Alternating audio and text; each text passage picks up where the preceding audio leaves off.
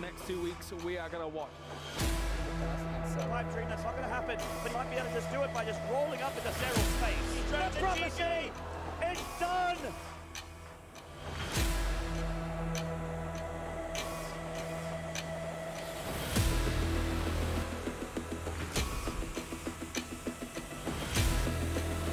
All of these 4 dropping notes by our Blizzard player. In the southeast of Disco.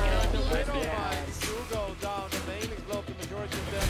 Ultras are on the way. For a good sign, Rainer down on army supply, down on workers, and possibly now down again in the WCS final. GG! One more time, one more trophy.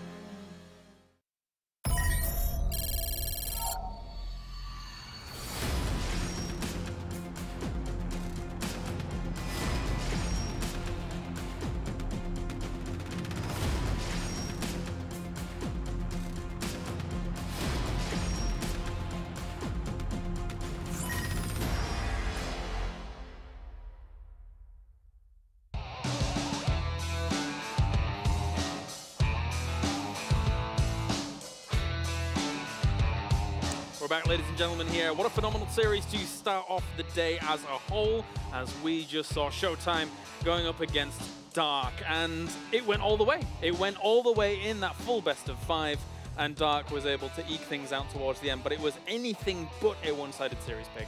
Yeah, it was about an as action-packed a start as we could hope for. A few moments where one player was way ahead, and the other one just refused to go down. They kind of Showtime clawing his way back into that last game. Looked like he might have even had an advantage at one point, but I'm just so excited. You know, that matchup, sometimes a player runs away with a lead. You get a one-sided series. This was the opposite of that. Yeah, you can see that Showtime's PvZ practice has really kicked in. Like it's hard because he's never been better at PvZ than right now, but his first opponent is Dark. That's the rough thing. So you're really being pushed to the mile. And I'm happy that series went to Game 5. I honestly couldn't pick the winner until obviously the last few minutes, but solid start to this broadcast, I reckon. Sure, I think that overall, something that did stand out for me, aside from Showtime actually winning the first game, is that the complexion of the entire series, Artosis, could have been a whole lot different if one more tick of damage had gone onto a Nidusworm in game number 2. Oh, I know, yeah. It seemed like a series that Showtime absolutely could have won. A couple of those games, just, you know, like you said, you needed like 2 more mana on your Oracle, and you were going to kill that Nidus, and then all that damage would have been negated, and then you know the Niduses are there, and you can start swatting them down. Or even in that last game, if he catches that Nidus in his main base, he probably wins game number 5 at that point. So Showtime really brought it here today, which I find impressive because we were talking about how Dark just seems like the strongest Korean this year. And if there were 2 MVPs, we've already mentioned kind of the Nidusworm here for a little while, but the Swarm Host was definitely probably the second of the MVPs here for Dark throughout this series. Unfortunately for Showtime, there wasn't that many great answers to try and negate a lot of the damage that was coming his way. Well, I mean, we can see that his spirit animal is the Oracle in this matchup, right? I mean, it was like, all right, we're going to go 3 Oracles, and then, you know, 4 Oracles. Just keep upping that Oracle count. Surprise Oracles in the messy game in Game 5 ended up diving in and getting a lot of workers, and they hunted down so many Ravagers, Nidusworms, Swarm Hosts, so I think he made a lot of work with it, and when a lot of players are struggling to find damage with the Oracles, Showtime looked pretty good with it. So I think, you know, it was a defeat, but definitely showed some good play. Yeah, I felt like actually his play was not even at the forward part of the like Korean PvZ metagame, like going for Stargate and everything, but I think he handled it really well. And you got to consider him as someone who can advance from this group, even if he plays Dark again. Yeah, absolutely. And of course, when Maynard, when it takes a look at how things actually work out here, obviously, Showtime going down in this series, unfortunate for him, but it did look like a very strong series from Showtime, which probably gives you better prospects for the future of this group. I think so, yeah. I mean, you know, the other two players, soO and SpeCial, he's already mentioned in his interview that he's not super keen against Terran. He's pretty worried about SpeCial, but if he can get that soO result, you know, in the losers match, I think he's going to be very, very confident. Yeah, and hopefully we get to take a look at some of the highlights here from this series as a whole, because there was a lot of noteworthy moments here throughout this. I'm not sure whether or not we're going to be able to pull that up. Yes, indeed, we are. Yeah. Gentlemen, it's fine. As of course here, starting things off, very strong presence of mind in the defenses from Showtime, showing why he is known as Demauer, to say the least. Yeah, I mean, this is classic Dark versus Showtime BlizzCon. It's Dark trying to crash into the third, and Showtime making just an amazingly clean, efficient defense. Obviously echoes of last year's matches. What was cool about this game, though, skipping out on Storm, obviously Showtime saying, hey, you're not going Hydras, it's just Banelings and Lings, and for the most part, a few Ravages in the back. I just need a lot of Archons, lots of splash damage, and lots of ability to absorb those Baneling splashes, and this counterattack was deadly. Yeah, that game one really was beautiful from Showtime. I was really impressed. You can tell he did his homework on Dark and knew how to absorb him. Yeah, it was kind of funny listening to Dark in the interview saying he didn't know what he did wrong. You know, but he's attacking into a wall of Archons at a third base with Ling Bane. So I know what he did wrong. And this is the heartbreaker right here, just that extra little bit of energy. Look at that! Look at this! Are you kidding me? One health, literally health one. That was the difference between no damage whatsoever to the probe line or 18 workers. I know! Yeah. And he was so well prepared as well. Like, you could see the Oracles were waiting for it. He had everything set up, and then, oh man. I mean, obviously, he did lose an Oracle earlier, harassing. If he had the third Oracle, that would have been a huge margin there, which would have kept him safe, and that would have changed that game. I suppose damage like that is like almost exponential, right? Because once you lose your 18 workers in that situation, then you're not thinking about maybe the next area that's going to be attacked, and it's just kind of the roll-on effect, I suppose. Yeah, well, when the Locusts land in one of your first 3 bases and your army is sitting there fighting them, that's when I just close the book, man. The game is the game is very close to over at that point. You have to be out in the map threatening your opponent when he has Storm Hosts, and that game was just kind of a dumpster fire for him, unfortunately. This Oracle stuff was really good there from Showtime. I mean, you can see that the triple Oracle play, it's been pretty figured out by a lot of Zergs. It's very, like, it's been in the meta for a while. But trying to drop an extra Oracle on him, finding some sick damage, and this amazing attack on this third base was so clutch from Showtime. We were backstage trying to figure out who was actually going to win the fight, but the force field's just too strong in the end.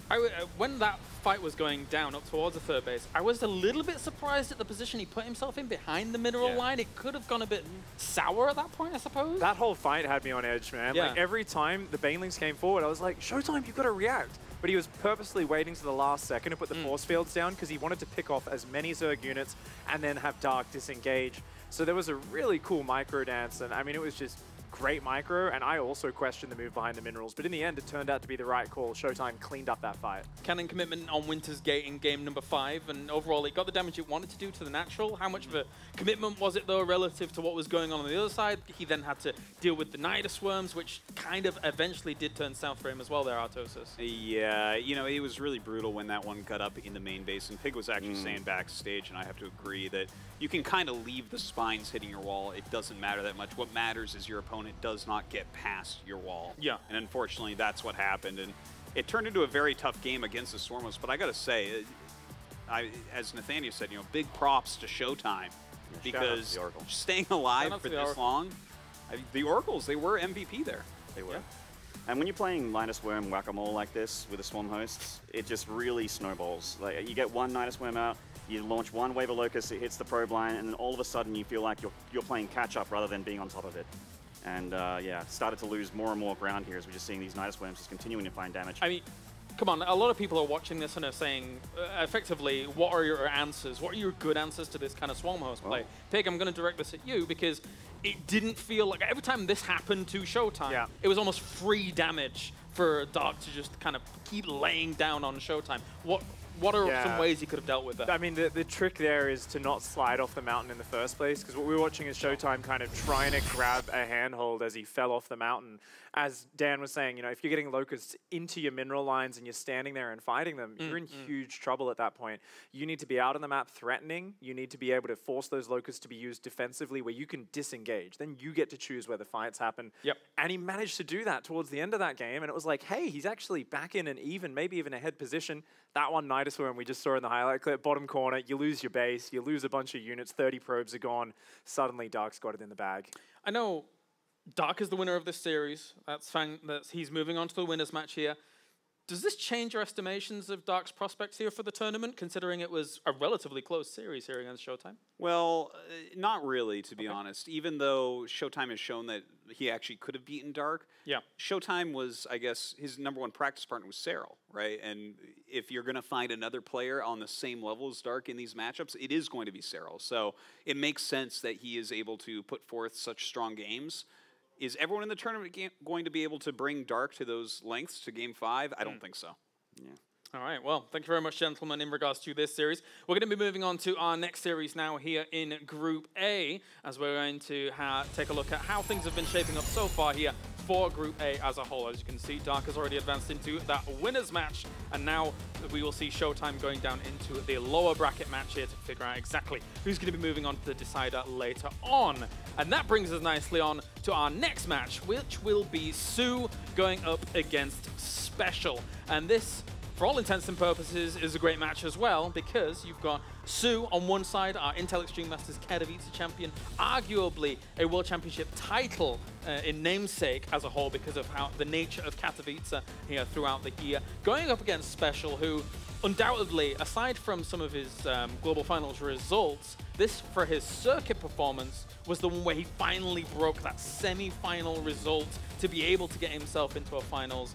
Unfortunately, it doesn't quite go easily when you're going up against someone like SpeCial, but still, SpeCial's in great form. Yeah, SpeCial's been ramping it up this year and looking very good. And he's shown a lot of variety in his play. I think definitely, you know, it's kind of funny with SpeCial because he's a player where he kind of looks at this map pool and he says, oh, it's really big, it's hard to finish players off, but he's one of the best players at just this harassment style, so good at late game, and also very good at those kind of mech styles, though they've recently fallen a little bit more out of flavor. Yeah, I don't think he's a huge fan of the mech styles right now, but you still have to mix stuff like that in, right? You can't just play Bile 5 games in a row. That's going to be a very hard way to beat a player of soO's level.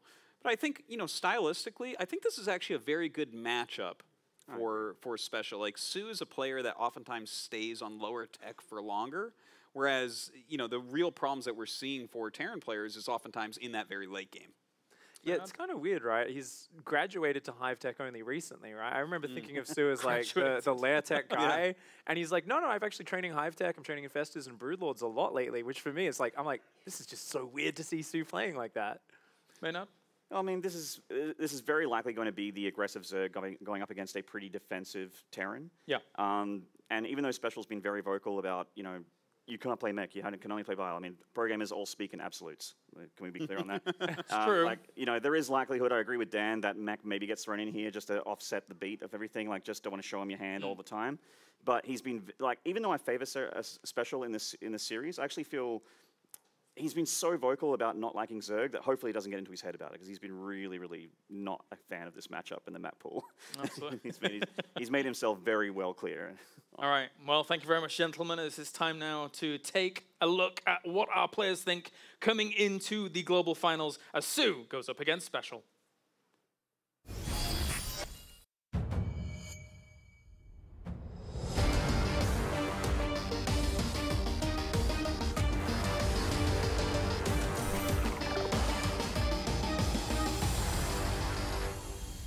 여유로운 거는 좋았는데 너무 여유롭다 보니까 좀 마음이 좀 편안해서 게임을 좀 놓게 되는 것 같아요. 그래서 좀 많이 쉬어가지고 안 좋은 모습 많이 보여드려가지고 좀 그게 걱정이 되네요. 인생의 그 목표였던 우승을 하고 나니까 동기부여가 잘 안 되더라고요. 근데 마음속으로는 아 그러면 안 되는데 라고 생각을 하면서도 몸이 안 움직이더라고요. 처음 받아봤어요, 그런 숫자. 그나마 좀 다행이다. 만약에 도호 형이 못 가게 되면은 성주랑 세랄 있는 조로 가게 돼서 걱정을 많이 했는데 그나마 좀 꿀조에 속하는 편인 것 같아요. 스페셜한테 최근에 좀 져가지고 스페셜도 왠지 저한테 자신감이 있을 것 같고 저도 좀 걱정이 되네요. 뭔가 스페셜은 저한테 좀 저를 좀 무시하고 놀릴 것 같은데 저는 스페셜 인정해요. 잘하는 테란이고 할 만큼 해보세요. 네. 사실 미국에서 16강 할 줄 알았는데 안 하게 돼서 좀 아쉽지만 그래도 한국인들한테 좀 유리하다고 생각해요. 그 유리함 잘 살려서 꼭 8강 가도록 하겠습니다.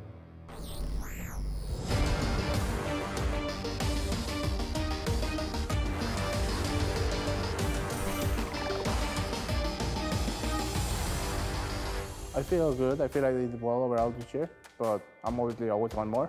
So I don't know. Hopefully this BlizzCon I can do better than what I expect. Because it's Simba. That's the actual only reason.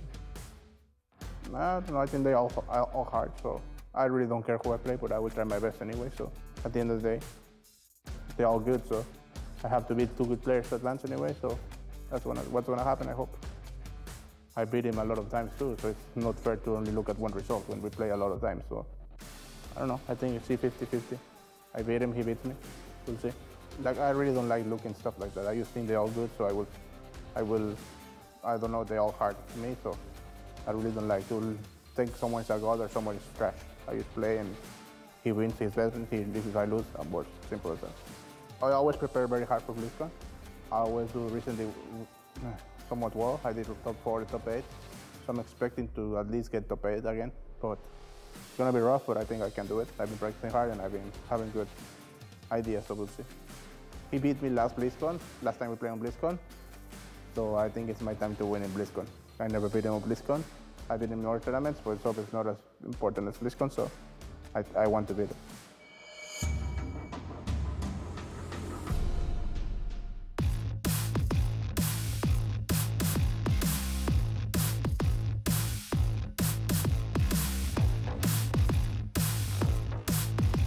Welcome, ladies and gentlemen, as we get into our second match here for Group A of the StarCraft 2 World Championship Series, round of 16 here at the Global Finals. I'm Nathanius, joined by Rotterdam, as we get into a very special Terran versus Zerg series, Kev. Yeah, one with a lot of history. They've played against each other on the biggest stage already. I mean, these are two guys that are no strangers of making it out of these groups. Of course, soO has made it to the Grand Finals in 2017. And by doing that, he was able to actually triumph his opponent in the semifinals. His opponent that we're now going to take a look at. And nice little banter as well in those interviews talking about it. We've got SpeCial over here. You know what? Always says exactly what he's thinking. It's like, well, I don't really care about putting anybody on a pedestal or thinking anyone's worse. I treat all the opponents as if they're equally worth the preparation. And well, he thinks Zerg is Zimba as well, Kevin. So we'll see how much those two balance each other out, whether it's an equal respect or he dislikes the matchup a little. Yeah, it's funny because he has been very vocal about it, does not like TVZ. So I asked him this morning, I was like, what's the bigger problem? Is it the maps or is it Zerg? And he's like, both. Why you make me choose? I was like, well, I was like, if you gotta choose one, he's like, I can choose both. Both is the issue. I do believe that SpeCial absolutely has the skills to once again make it out of the group stage here in the Global Finals. He's done it 2 years in a row, which I think is an incredibly impressive performance and we don't often talk about. I do believe, however, that this is going to be harder than ever before because we are playing those best of 5s. And I really think best of 3 would have been a lot better for SpeCial. Yeah, we're going to start this one on Acropolis. It's time to kick off soO versus SpeCial.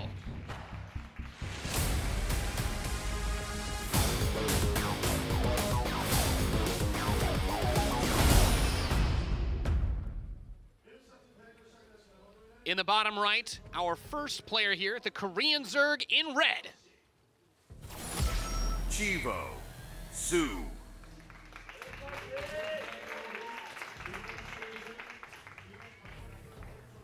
He faces off against our Mexican Terran player in the blue in the northwest. Ocean Gaming, SpeCial.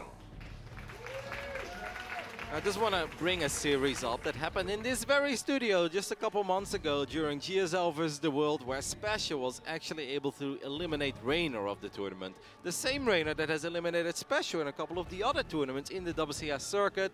So I asked him as well, it's like, you know, what do you think is the biggest difference here? And he's just like, it's all about preparation. He loves being able to prepare for a series. He genuinely believes that he's a much better player if he has more time. Like, he doesn't just want to play one series and then immediately hop into a different different matchup, different series, different opponent. He has known that he's opened up against soO for quite some time now, so SpeCial did have that time to prepare. And let's see if that's going to help him once again in the best of fives. Some young soO fans in the crowd. Thanks for coming out, everybody. And yeah, I mean, you talk about preparation, and I completely agree with you. When you think about what has made some of the Terran players successful, there's always this discussion, and I have a lot of thoughts on it myself about like Maru, right? Like, why is the success so much more in the tournaments with the preparation?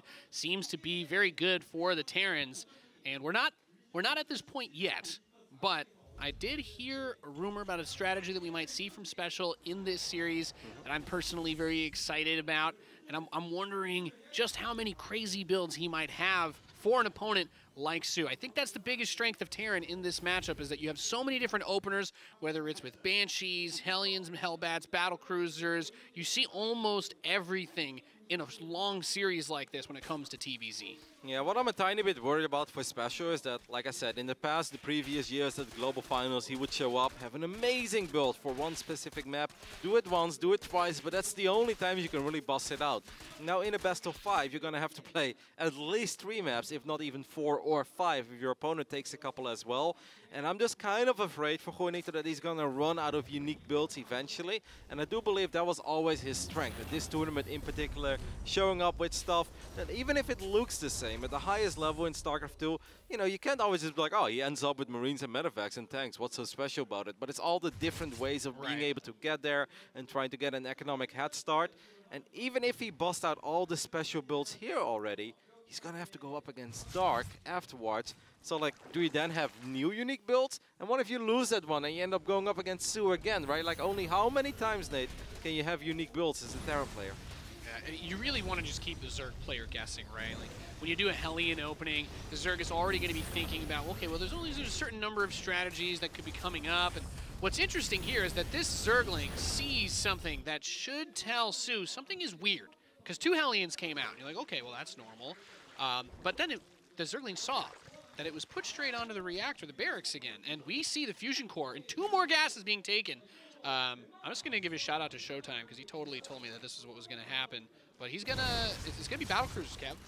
And I think that this strategy is not something that has had like crazy huge like percentages as far as like winning games early on, but it has that ability to like kind of do this guaranteed pressure where the Zerg has to react to it. You know, you can't just deflect it with Queens and a Spore like you would against like Banshees or an early Liberator. But the Battlecruiser itself, like, you have to respect it. And that is going to start up, but Overlord speed is done. So soO trying to get in with that scout to see what's happening. And this is quite a common opening though in the matchup these days, don't you? Yeah.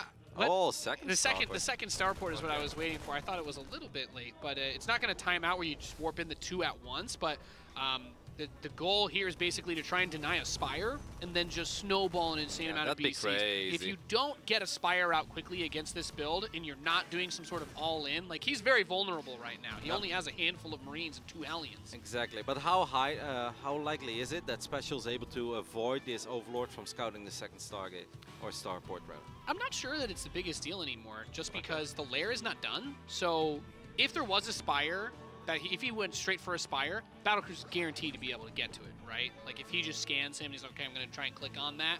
So he will have the BC in his base before the lair is done, which means he should always be able to retreat with the Battlecruiser.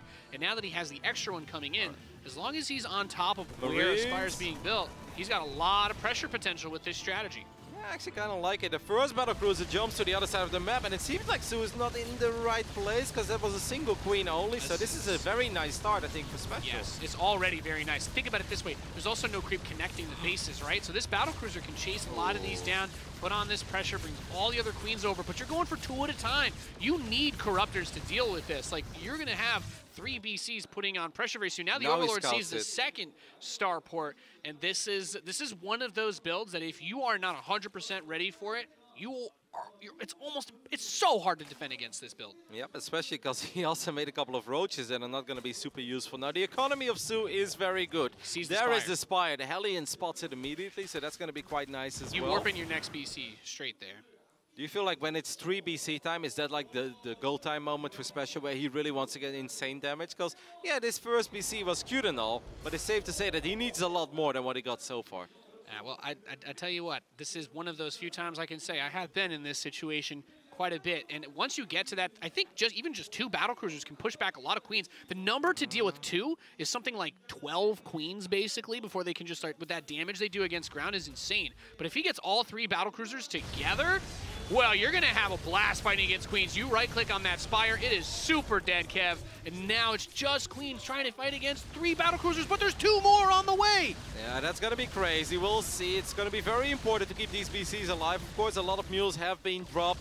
Economically, SpeCial is still quite far behind, so he needs to get insane damage. 7 drones is good every queen. I think it's super important because obviously queens get better over time. The more energy they gather as well. Oh, I'd go for the lair here for SpeCial. If he can't build the Spire, then there is nothing that he can do. So we got Yamato as well, right? Yeah, he's still Yamato. Yeah, I don't think he's burned his cooldown on it. So he's got access to that. Another Spire starts up, but yeah, focus down the lair. You're gonna force all the queens to come up. That Spore is trying to reposition. He's like, all right, I'm just gonna cruise over you, blow a lot of these to pieces. Might lose one of the battle cruisers here, unfortunately, but there's 2 more. And I think he should be able to bring over. He's maybe a little bit worried about roaches. He should see that next Spire that's being morphed as well. Again, on top of that one again, SpeCial's obviously. There you go. He's got the bunker for the naked Marines wow. to defend. What are you going to do? If 4 and 5 show up as well, I mean, the queen count is definitely nowhere near it's supposed to be. That Spire doesn't even get cancelled anymore. soO's in a lot of trouble. And SpeCial, once again, with one of these crazy builds, there is not a Yamato, by the way. I think the queen count is pretty much non-existent at this point, right? Yep. He's going to drop the mules to repair that weak battle cruiser. And always the weakness of this type of strategy is that early attack, or in this situation, it's going to be these like Ravagers and Roaches. Like, all right, I'm just going to try and buy all this down. You're not going to get the repair off in time. And he is going to deal economic damage back to him while he waits for the battle cruiser to finish the next wave. And he's also getting a siege tank as well. But there's nothing here that can kill the BCs without getting into Corruptors, really. Well, I guess if he doesn't pull them back like that, then he can get a lot of work done. One more queen does go down, but losing a BC is quite painful. We do have a safety tank, and the tanks in the Marines should be enough here for now to keep SpeCial safe a little bit longer. But this has been painful because he has lost 11 SCVs, so he needs to get even more damage done on the other side of the map. Yeah. And soO is trying the old school approach of just rallying everything to the other side of the map. I'm starting to get nervous though, because the Spire is going to finish. The most important part of what you're doing when you're playing this type of style, especially with how weak these BCs are, because he yeets them straight in, so he can't actually tactical jump out. And we are going to have Corruptors coming. There's going to be enough resources to build a good few of them, so SpeCial needs to be very, very careful about what his next moves are going to be. Yeah, these Spores have been doing a lot of damage on these BCs, but we still have 4 of them. But obviously, tactical jump is going to be on cooldown for a couple of them. Maybe if we can get that 4th hatch as well and then get out of there. There's 2 queens here, but 2 queens shouldn't be enough to save the day. I wouldn't want to see him lose more BCs though. You really don't want to lose any more of this. And in this situation, dropping the mules is not a bad play because everything is so hamstringed by the gas that keeping the battle cruiser alive even for a few more seconds to get that tactical jump is so important. Needs to get the hatchery and probably needs to get out of there with all the BCs that can. I don't know how many of them can jump at this point. It seems like the first one wasn't able to, so another BC goes down. Cooldown. It's been a lot of battle cruisers that have gone down this game, Nate. Yeah, I'm not feeling as great about this anymore. Like, the opportunity, the initial catch was really good, but I think soO did a really nice job of pulling those BCs back and forth, side to side. Probably the best thing he could do in this situation is we see the 4 extra barracks starting, so he's going to go into bio out of this sense. If you try to play mech in this situation, they just make Corruptors, kill your BCs. BCs are really bad defensively, and then, well, you're not going to have anything anti-air-wise to actually deal with caustic spray. And there's not a single upgrade yet for the Marines, right? That's the biggest problem. If Stim was ready at this point, you'd be like, ah, then it's actually a lot easier to just push units away, maybe find some more damage on the other side of the map. Getting those 2 hatcheries, I think, was fantastic in the end, and is absolutely what will keep SpeCial in this game. But it also feels that he loses a lot of momentum now, right? He loses all the steam, and at this point, he's just gonna have to be patient. I will say that the side piece to this that is nice is Corruptors are really expensive, and for him to have so many of them, oftentimes a Zerg player will get into like a sort of rage. You know, you see the the flag being waved and you want to charge at it, but going into bio out of this is really good because those Corruptors, the only thing you can do is basically go into Broodlords for late game against that, which is not what you're focused on because there's still 4 battle cruisers alive. Like, he can still go Yamato 4 Corruptors every wave and then just teleport back home. So he can do that harass even though his stim is late. So it's not all lost. I think this is one of those scenarios where, based on the builds, I thought that SpeCial had a chance to kill soO very early. So for him, it's about as good as it could have been, really. Yeah, definitely playable from the economic point of view as well, since, I mean, 8 work is down while you have 3 orbital commands and the 4th base is building for SpeCial as well. That's definitely not all that bad.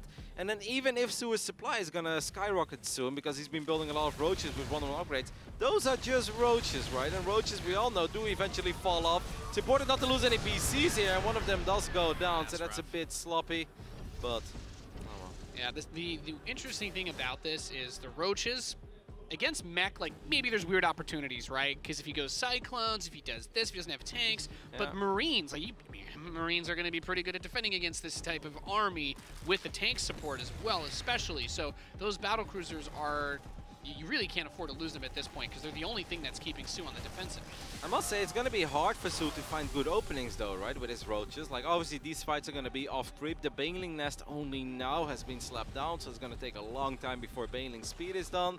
It's like, okay, maybe if he can attack somewhere where the tanks are not covering the Marines and the micro is poor, but SpeCial's army has a lot of potential here, because soO's army, like, it looks big, but it's really not that powerful. Yeah, it's very smart of SpeCial to have gone into bio out of this, mostly because a lot of Zerg players will be like, oh, I just build Corruptors, and then they're good versus mech too, but he's in this awkward spot where, like, Roach Ravager is not going to attack into that. So the Terran player gets a very nicely, like, relative to the state of the game, very nicely timed 4th base, and he's looked like he's going to gear up for, like, probably a pretty big 2-2, like, Marine tank push. Yeah, the armory was a tiny bit late, but he can start those 2-2 upgrades at this point. I think SpeCial's going to take a look at this army in the middle of the map and be like, well, that actually doesn't look that scary. It doesn't look that intimidating. Of course, there is always going to be more when you go up against world-class Zerg players like soO, but I think it's a very playable game for our Mexican back-to-back playoff, global finals playoffs player.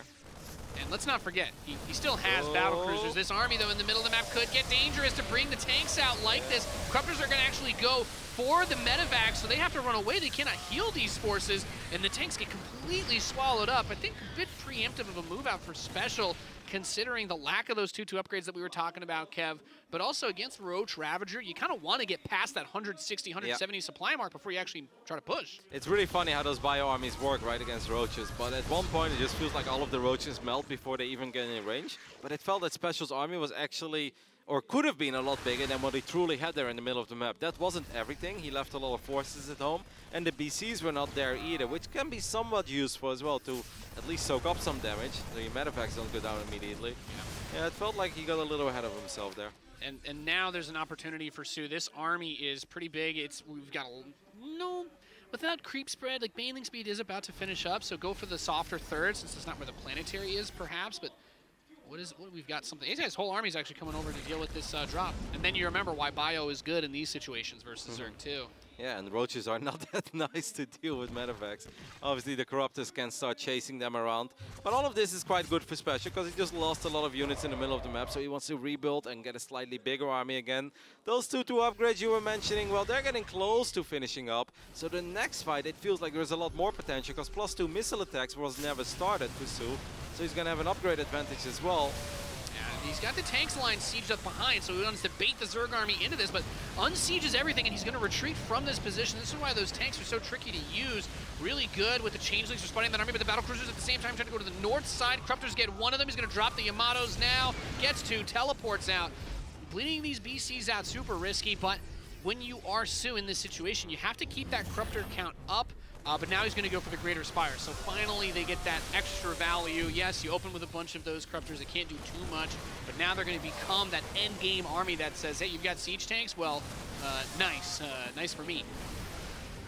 Yeah, obviously once the Broodlords are out, tanks are not going to be that impactful anymore. It does really feel that SpeCial has missed an opportunity or two to get some more value out of those bio units right in the middle of the map. I feel both times he moved out with an army that wasn't the real army, that wasn't his final form. And he made it actually somewhat of an easy fight for soO, while I think it should have been a lot harder for soO to get good fights there, especially with the upgrades. that soO had as well, which were not that impressive. Yeah, this whole situation just gets really awkward because trying to move out with siege tanks against Zerg in this meta, like you see a lot of like the Drilling Claw Widowmine plays for just the sustained move outs, but if you're going to bring those tanks, they have to be executed and controlled perfectly. These BCs are not on cooldown, by the way, so both of them should die pretty easily. And this is going to buy a little bit of time to pick off this southeast base. This position is nice with the tanks before Broodlords, though. Yep, that's super nice. I mean, that Great Aspire is done, as we're getting another base up on the top side of the map as well. That planetary is not done yet, but it should finish up in time. We'll see if the tanks can get some final value. I mean, if SpeCial would be able to take out one more base, he's actually going to evacuate this position, sort of, and he's going to drop the main base. Where's that Great Aspire these days, Nate? I think that Spire was over by, like, it was almost like been tucked in the back of the main or somewhere. It wasn't by that natural area where he was fighting earlier, I don't think. It got cancelled there.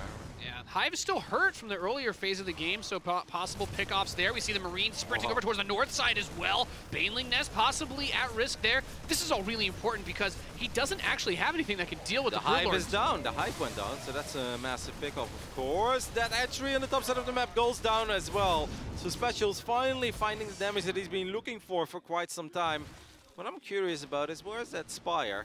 And when are we going to see Broodlords? Because soO has money. There we go. Yeah. The one thing I was going to say is we don't see, I didn't see a Ghost Academy at any point. No, I think he has a second starport because he was building 3 medevacs at a time at some point. But that is, well, there's no Infestors. So actually, I don't think if he could get a lot of Vikings, there's no Infestors or Vipers. And now the Hive is dead, right? So he can't actually get those units.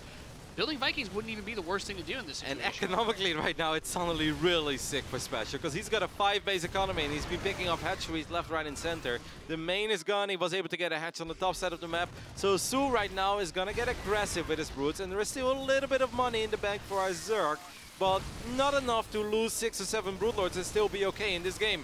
Yeah, the rest of the siege are going to come in from the north side. You can clear the creep tumors out of here, but there are the Broodlords, and now SpeCial sees that, but he's got 5 Vikings being built at a time. Was the spawning pool killed as well? He's rebuilding that, so he can't get a lair. Oh my god, well, he's been set back to the Stone Age as far as tech goes. I've got all my comments I've said about Vikings over the years, Kev, but in this situation, that is exactly what he needs. There is nothing that can actually deal with them, and as long as he can overwhelm that Air Force, he's got this in the bag. So much economy. He's taken so many bases during all of this, too. Yeah, every Corruptor kill would be super useful here for SpeCial because it's not easy to rebuild them, obviously. It's going to take a little while before they show up. The Corruptors, I think they were looking for a Viking or 2 if he's banking up Vikings already. 1 planetary fortress is going to fall here. The first Vikings will show up. I think it's important for SpeCial not to engage too early though, right? Because he can still lose this Viking force. Yeah, you have to be careful. Vikings are slower than those Corruptors, so they can chase up to them. Kiting doesn't really work unless you have a good amount to start one-shotting those Corruptors. But this is where he's able to make that slow army punished as well with the drops to punish those Broodlords being across the map. This game is actually so close, even though it looks like soO is still maxed out and obviously he's got a little bit of money in the bank, but if he loses all the Broodlords, this is a completely different game. So the fight here between the Vikings and the Corruptors is super important, but I must say soO is handling this incredibly well. Yeah, the hardest thing about this is that there's not really an option to go into any other tech. The lair has only just started again, so it really was all about making the most of these Broodlords and Corruptors as they were now. And yes, those 2 top bases were killed, but he did secure a southwest expansion. He's not completely out of this economically, and I think we're going to see him float. Yeah, he's floating the main over to a different base too. This is still a massive army. Yep, SpeCial's feeling confident. We don't have too many Banelings in the mix here. I see a couple of Banelings trying to roll forward. It's mostly about the Broodlords and the Corruptors though. That's the main strength of this Zerg army. Yeah, these Vikings have been having a bit of a rough time, though. The Corruptors have been coming out fast enough to thin that count. And at the end of the day, when you're trading the Vikings for the Corruptors, the Broodlords are still chilling and whacking away at that ground army, making those siege tanks very hard to generate value from. So he needs to hold on to this base, but it's so difficult. Yeah, that is going to be very difficult. It's not a planetary fortress this time either. Those medevacs are all out of energy, too. Like, all of his Marines are at orange health now after this stim. Unfortunately. Russell is going to push these Marines back a little bit further, and it seems like soO has finally done it as the last Vikings are going to fall. These Marines are in a lot of trouble as well, and the Broodlords, I mean, they're just out of range, right? There is nothing that can get close to these brutes now. It felt that SpeCial maybe had an opportunity, instead of fighting with like 4 or 5 Vikings over and over again, just try to pocket them a little bit, like a tiny bit longer, and then actually have enough Vikings to kill those Corruptors. It felt like maybe there was a chance there. He's still fighting on the other side of the map with a squad of Marines and 1 medevac. But what's going to stop this Zerg army? Yeah, the other ace play here has just been the use of the corrosive vials too. Like the Marines have had to stim and run out of those shots, when normally one of the things that you would try to do in this situation is get rid of the Banelings and just run underneath the Broodlords and just try to focus them all down. There's just too many Ravagers, too many vials, and the Marines can't be healed because the medevacs are out of energy or the Corruptors just keep killing them. Corrosive Vials are going to land on top of the Marines, and it seems like soO has done it. He will take a 1-0 lead here in the second match of Group A, WCS Global Finals 2019. Yeah, man, that's one of those games where quite a few small things here and there could have had big impacts. There was a chance to kill the lair super early on. In fact, one of the maybe 5th or 6th time he went into the bottom side of the base, the BCs again when he had the 3. I think he might have been able to grab it there. Delayed attack, because when you force out those Corruptors, it's great. Like, they are not really generating value for soO until he can turn them into Broodlords. Like, yeah, they push the BCs away, but, I mean, SpeCial did a really good job setting himself up, but got blindsided badly by those Broodlords. And, I mean, a Ghost Academy snuck in there, does a lot for you. Getting the extra starports a little bit earlier, but the first time that he saw that there were Broodlords, like, he was losing his army in the middle of the map to him. Yeah. It also felt that maybe he spent a little too much time hovering above Spore Crawlers early on, right, with the BCs. It felt I think the BC control could have been a lot cleaner. Yeah, I think it could have been a bit better. I think we have seen better out of SpeCial as well. And I do believe that those Spores, they've added so much additional DPS in those fights, then it suddenly made it a little bit more doable for Queens to gather the courage. And it's like, yeah, now we can fight. Well, if those BCs would have been full on HP, I don't think it would have been that easy. All right, it's time to jump into game number 2 as soO leads 1-0 over SpeCial.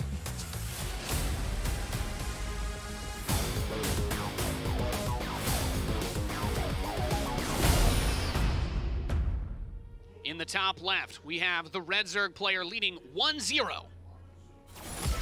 Chivo, soO.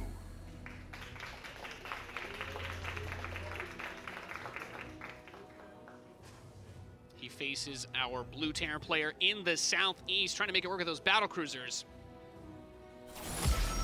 Ocean Gaming, SpeCial. Of course, the winner of this match will move on to play against Dark, while the loser of this match will go up against Showtime and then play against the loser of the match between Dark and soO. A lot of things still possible in this group. Dark winning his opening match was not a surprise to most of us, but I do think a lot of people were surprised by how damn close that series was. Leaves plenty to talk about as well. I always love seeing like the immediate discussions on Twitter, you know, about what could have been. And that's, of course, the way we want to see it here as well. These games matter. And I'm always like, I'm just generally impressed by most of these guys, that they can sit on the stage like this, play for that amount of money, play for this amount of glory, and still make mostly right decisions, right? It's so freaking hard. I can play a little tournament game at home and I'll be shaking in my boots like, oh, it's so different than ladder. It's such an awesome moment when we get to this stage of the tournament, and this is it, right? If you want to be the best, this is the moment to really stake that claim. And I thought we were talking about how Showtime was saying earlier, he's like, well, it doesn't really matter how your points, the rest of the year, once you're here, you know, it's a whole new season when you get to the playoffs. And we're seeing a lot. We're seeing everybody bring out everything that they've got. And I think that first match really signified it. And just already the back and forth in the first game of this series was something else. And I'm curious if SpeCial has any other odd strategies he's going to try to mix up into this matchup. Him putting his factory away from the barracks already tells me that this could be like a 2-1-1 or some other sort of weird build, like a fast Banshee maybe even. I'm not sure. Yeah, looking forward to it as well. SpeCial's definitely a player who lives for these kind of tournaments, lives for these moments. Already said it a couple of times, but can he do it? Can he make it out of the group here at the Global Finals 3 years in a row? Be truly spectacular. I'm pretty damn sure that he'd be the only one, right, to make it into the playoffs for 3 years in a row. I don't think anybody else has done that. Kevin, I think you're the only caster smart enough to know that off the back of their head, so I'm just going to agree with you. Just can't imagine that happening. Maybe, I guess, if... I don't know. We'll double check that for you guys, but it's quite a rare feat. He's building another reactor, by the way. So this could be like... Is this that weird? He did something like this before, right? Was it like Viking Hellion? I feel like we've seen something very weird from him before that was like this, where he did the fast reactor with the starport. Because there's very, very, very few double reactor builds that you would do off of a 1-1-1 against Zerg. Could be maybe it's just a lot of medevacs. Maybe it's just a lot of Hellions and then a one medevac opener. It could be Hellion or like a Hellbat Marine push too. With most of those attacks, you start the armory when like your slowest units move out, and then you're generally going to be able to turn Hellbats at that moment. Double medevac. Oh, I think it's maybe like a very fast 60 Marine opener, but then also having a couple of Hellions somewhere. He has done something similar like this for sure. It's just odd to do this without going for like stem or something, right? You're like, I'm going to have really fast Marine medevac, but then go into mech. Like you open up with 16 Marines, and then he actually goes into mech. This is big brain right there, Kevin. Yeah, I think I've seen him do this. And actually, because like I think Uturmo actually did a build like this, very similar. Which is like, you know, you're surprised as Zerg when you show up, or when you get hit by this amount of Marines this early on. You're like, wait a minute, what am I going up against? And then suddenly it's actually transitioning into mech. I must say, this little link run by is very nice, because it's also a massive scout here for soO. He spots everything he needed to know. And that definitely could be this weird thing. Now, the Overlord was able to get in and scout a bit. The thing that surprised me, though, right, if you're looking at this as soO, it still doesn't really make a tremendous amount of sense, and I feel like if you see that it's just one barracks with this, you can't really write off the possibility of it still being a mech build. So that illusion he may be trying to paint may not be as clear or as well done as he was hoping for originally. I must say the lost time by SpeCial, by having to turn around and take care of those links running into his natural, I think it really hurts. Because soO was already up to 51 drones. I think that this attack would have been a solid 15 seconds quicker, and it really does make all the difference, because then suddenly those links are not out yet. The extra links, they're definitely not in position either to defend. So it really feels that SpeCial having to turn around there for those links, it feels like it completely messed up his build. And he is indeed adding additional factories, and we see Hellions on the way, but that Widowmine is not going to fire. I don't think this is working out in the way it was intended, Nate. No, just those handful of lings early on. soO basically did like a little gut check. He's like, oh, I'm just going to throw a small punch. He's like, oh, wow, there's nothing here because you loaded everything into medevacs. And yeah, you think you said it best, because he's been squeezing out extra queens. You get that extra time to get the larva going for those Zerglings that are patrolling in the main base. And the third is set up nicely. And at the end of the day, they're just naked Marines with a couple of medevacs. Yep. So they're not doing anything tremendous unless you completely blindside the Zerg player. The Hellions could still be nice, though, without Banelings to support. A couple of good splashes, and these Marines do have solid normal DPS. Yeah, the medevac still helping out a little bit there as well. Suddenly it's just queens here for soO. So soO's finally going to end up losing a couple of drones. This is exactly what SpeCial was looking for, and he's getting more than perhaps he was even looking for, because those Marines are surviving for a very long time. 17 drones went down. It's getting hot in here, Roddy. He's lining them drones up hard. 18 drones killed. The Liberator as well got 5 during all of that. So 19 workers picked off in total. Double Armory is finishing. And all of a sudden, this crazy amount of what's going on over here with SpeCial, at the end of it, we're like, okay, this looks pretty good. The Spire is going to finish. We talk about limited anti-air when you're playing mech builds versus Zerg. I'm very curious to see what he does with this Spire once it's done, because if he goes straight into mutas, a couple of Cyclones and Liberators can actually kind of push that back. So I'm mostly just wondering, because like on the ground there won't be a tremendous amount to deal with Lings either. Isn't it funny how that worked? Because it felt that like SpeCial was looking for damage and he wasn't getting it, and he wasn't getting it, and it feels like every second that goes by, it's less and less likely that he's gonna get the damage that he's looking for. And then suddenly, when you almost don't even believe in the opening anymore, it's a rather poor Ling engagement, I guess, by soO, but also really good micro on the side of SpeCial. And suddenly SpeCial gets the world. He gets everything. Good scan, sees the Spire tech. And we're going to have a couple of missile turrets start up. But the Zergling drop, this is something you don't see a tremendous amount of against Terran. And getting already a few SCVs, this is one of those things you have to be very careful about, too. If they're able to pick off the SCV building that turret, you want to make sure that finishes. Liberators against mutas with no upgrades will do okay, especially in like the lower accounts. That splash damage isn't too great, but if you have a turret you can fall back onto, or a Cyclone. Cyclones actually trade pretty well versus mutas in low numbers. Yep. They can just lock on, they can micro a little bit, right? Stay out of range. Obviously, mutas need to get right on top of the Cyclone. Cyclone can stay at a distance. We'll see if these first mutas are able to get some damage here. Yeah, this is really nice. That lock on does a good bit of damage. Kind of trapped here. Now Liberator's going to chase it down as well. This is going to be really awkward. Don't forget, the Liberators can just go back to that missile turret. One meter goes down, the second one should absolutely go down as well. This one's so low on HP. This is ace right here, man. That is about as much as you can hope for. You've completely stunted the Mutalisk play. I think the only thing to consider would be whether the Zerg is going quickly into a lot of Roaches. Sometimes that's the back and forth. We have some Ravagers on the way. I think Roach Speed was already researched. And Magfield Accelerator is not done yet. So he might just be hoping that with Creep Spread and like some Ling Ravager Roach, he can keep the battle mech part of it away and force this game to go longer. I mean, soO with his 85 drone economy is looking mighty fine in that department. Definitely bounced back after losing those drones earlier on. So it's up to SpeCial to, once again, try to find an opening, do some damage, or at least get some good trades somewhere. Because if you don't do anything... I mean, SpeCial's got a good economy as well, but it's always terrifying to see a Zerg with over 80 workers. But we do get that Hellion drop in the main base, and it's already getting some decent damage. 5 drones is nice. It's a little bit of lost mining time as well.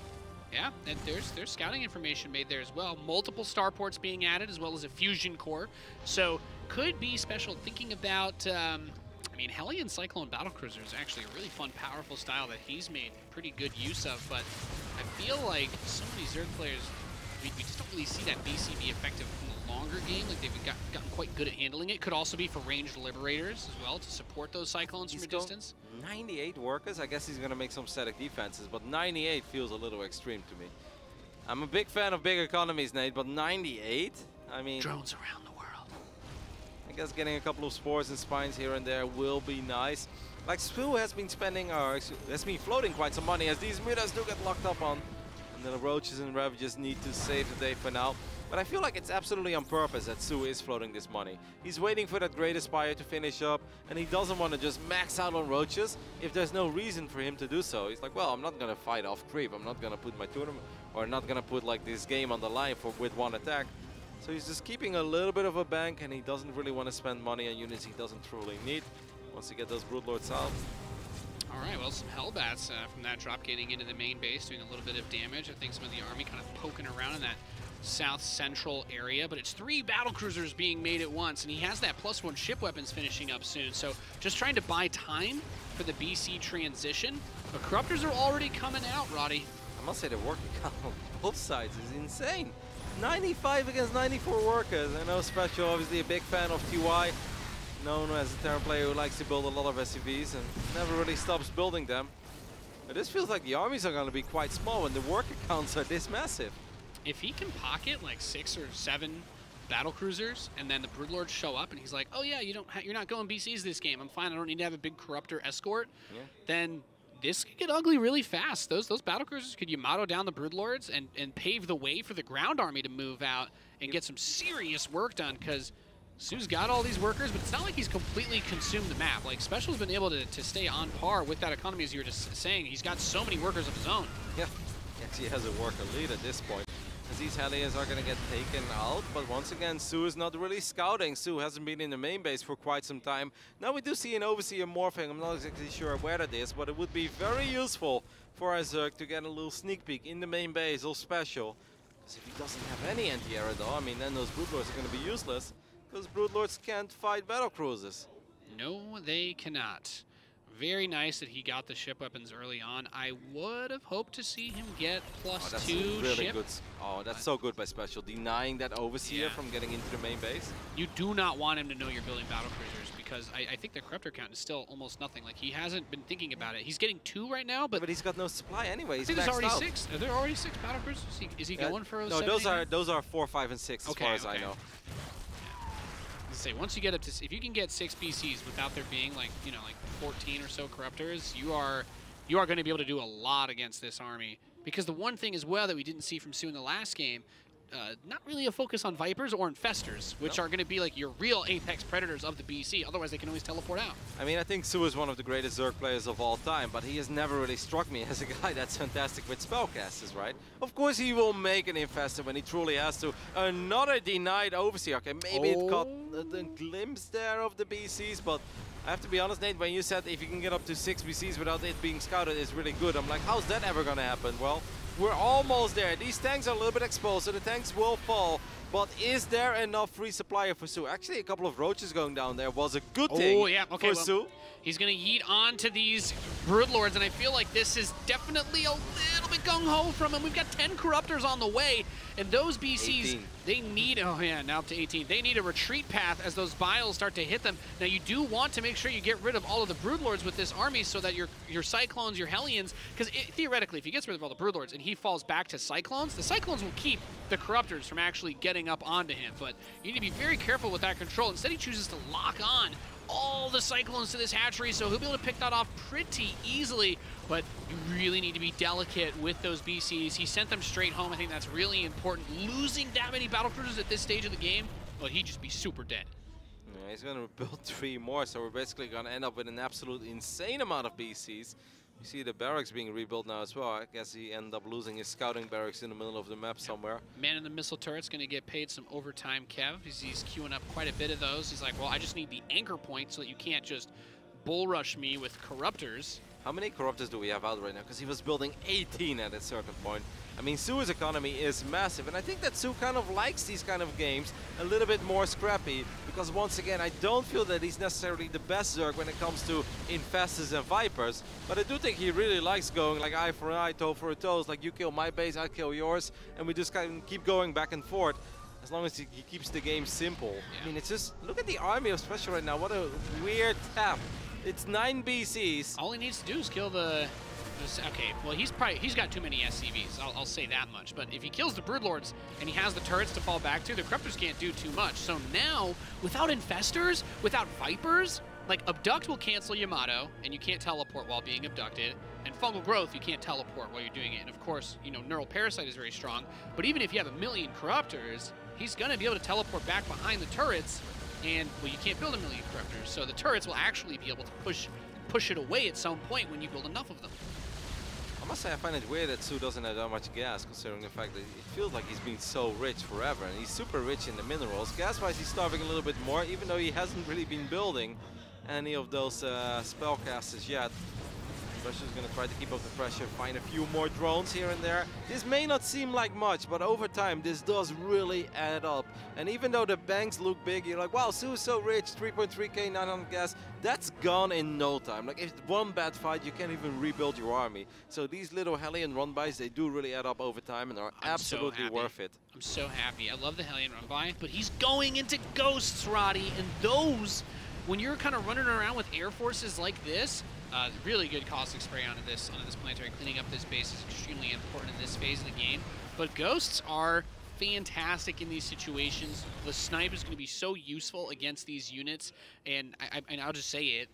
Ghosts are probably one of the best units you have versus Zerg. If you can get a large number of them, doesn't matter if you're playing Bio Mech, you are going to have a lot of bullying power. 35 Corruptors on the map. He's basically building pure Corruptors. These Ravagers finding a lot of SVs. That is quite nice for soO. On the other end, for SpeCial, may not be the worst thing in the world, because it's going to make his army a little bit bigger. We do have 2 Tors out on the map now as well. So these Tors are going to get a couple of shots up. They might actually get a Broodlord die. Yes, they do. Yeah, I mean, it would be nice to be able to get that. I'm not really sure. Even oh, look how stacked up they are. The Liberator's getting some good shots off. Yeah, I'm kind of surprised that we're seeing this much damage. He never got actually any Carapace upgrades for the air. And I just saw Liberators with +2 actually deal damage to Corruptors. This is amazing. I mean, 35 Corruptors stacked and then up. The Ghosts. Yeah, if you stack them. The Libs having +2 is really nice. I think that's a really important thing that soO might not have, like, maybe lost sight of that, because the Carapace upgrades are amazing versus the Battlecruisers alone, right? But opening the door for Liberators to get that much damage in, that's something that shouldn't happen, and that was amazing for SpeCial. I really like his position now. That was a dream fight. I don't think he could have really asked much more than that. You can't ask for much more than that. The Broodlords even went down to those Tors. I mean, the Tors were able to take out both Broodlords, but then 35 Corruptors, which is an insane count, and can basically one-shot everything, obviously, for quite some time. Liberators, their damage may not seem that impactful, but if all of these units are clumped up, a lot of a little is still a lot, Nate. If the Liberator is only doing 2 damage a hit, and you have 35 Corruptors stacked, well, 70 damage per hit to a whole army is amazing when it's 5 of those Liberators shooting at a time. Some Lings are going to be able to run over here, which should be nice. I don't think the Ghosts are going to come over and try to defend against this. I don't think he has Cloak, so one is going to die. But having even just any Ghost of support like that against the Corruptors is going to be amazing. Now we do finally have 2 Vipers out on the map. These are the very first spellcasters that soO has really been building throughout the, this series so far. I mean, not counting the Queens, of course, guys. Yeah. Well, Queens kind of count as everything sometimes, right, Kev? Yeah, they do. But, you know, when we talk about these scary things that Zerg has to offer, even though Queens can be terrifying I think if you're special, you're way more worried about... It's way harder to kill the BC with an abduct play than it is with, like, fungal or something. But I don't even think... I'm not sure spellcasters at this point, now that he's got ghosts in the mix, he already researched enhanced shockwaves. So EMP is a huge target. He even gets the 1 Raven for the Dorito cannon to make those corruptors super susceptible to those. Think about it this way, he doesn't have any carapace upgrades for the air, so those corruptors will have 0 armor, and actually it might be a -1 if they're hit by a Dorito cannon. Well, we're gonna get a couple of parasitic bombs on these BCs as well, so the DPS of this Zerg army does seem quite alright, but the Yamatas are just melting these corruptors like it's nothing. And the medevac brings the ghosts over to get even more snipes onto this army. He can't engage that while he's Dorito dusted, as those liberators are gonna come back over. Oh, those corruptors clump up. You have to be so careful. I mean, that massive bank that soO had once upon a time, well, that's pretty much gone, guys, with only 67 drones as well. It's gonna take a while before he's able to build that up again. There is a base on the right top side, so maybe soO can start saturating that one. We're back to 27 corruptors. Now that is still enough corruptors that I would say that soO can absolutely crush a fight with. Yeah, at this point though, with those Liberator numbers, because he never got any air carapace, it is such a huge deal. Because he is going to, the corruptors are gonna have -1 armor if they get hit by that Raven anti-armor missile. And then that splash damage becomes ridiculous. Those 2 BCs got to get the hell out of there. This Orbital Command is in a lot of trouble and will most likely go down. A couple of random Brood Lords. I mean, soO is pretty much broke, but he does still have an army. He's got 1 more real shot. And just not just winning a fight, but he needs to crush the fight. He needs to absolutely dominate it. And it looks like, based on what we have on the field at the moment, whatever that fight will have won't include more Vipers. I think Parasitic Bomb is important for dealing with those Liberators. Isn't it crazy to watch soO play Zerg? He's like, does he not watch any of the other Zergs? Oh my goodness. He's like, yeah, I could make Infestors or more Vipers, or I can have 40 Corruptors and just try to win with units. Hey, there's an Infestor, oh my goodness. Oh my goodness, it finally happened. The Transformation Servos is really nice. Those Hellbats will be able to deal with those links pretty effectively. Wow, what a game. What am I witnessing here?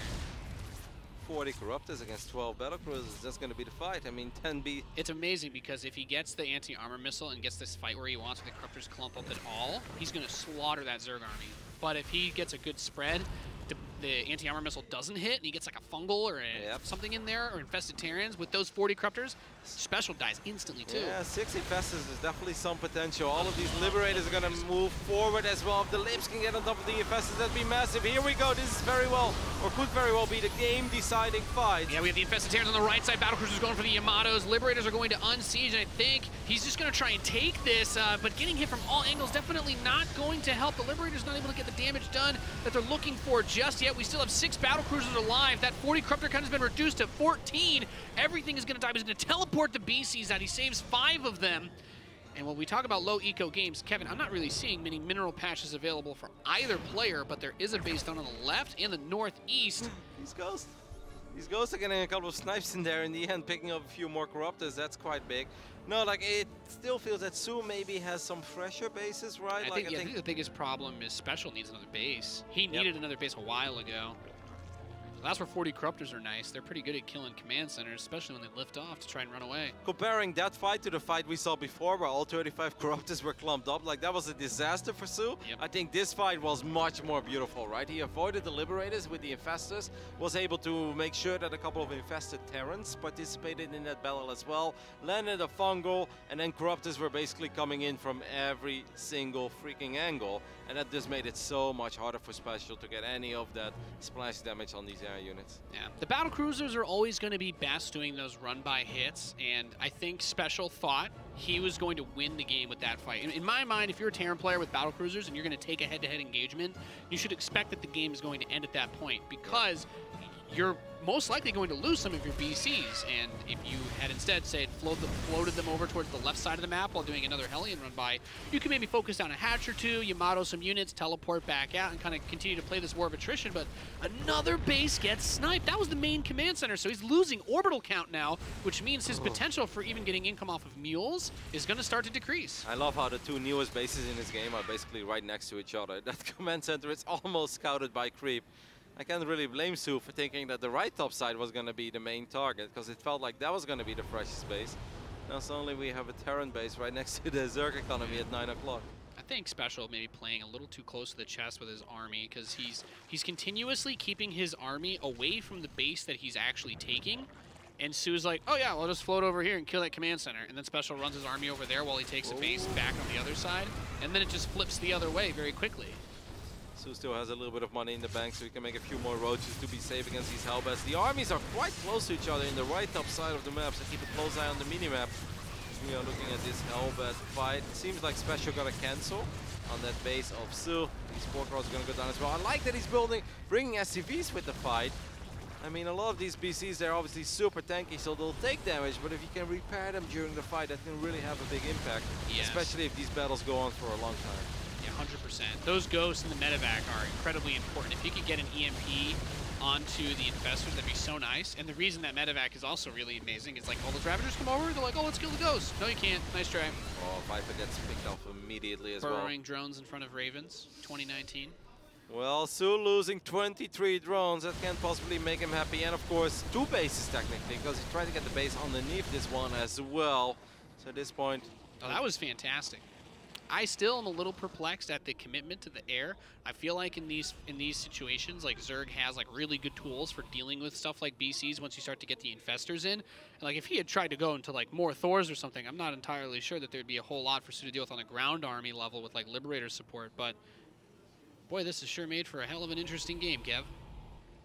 I mean, I feel most games today have been very interesting. We're just starting the global finals. It doesn't even really feel like it's almost like we've got some of the best players in the world here. It's like almost it took these nerds a year to get here, and now they're fighting for everything.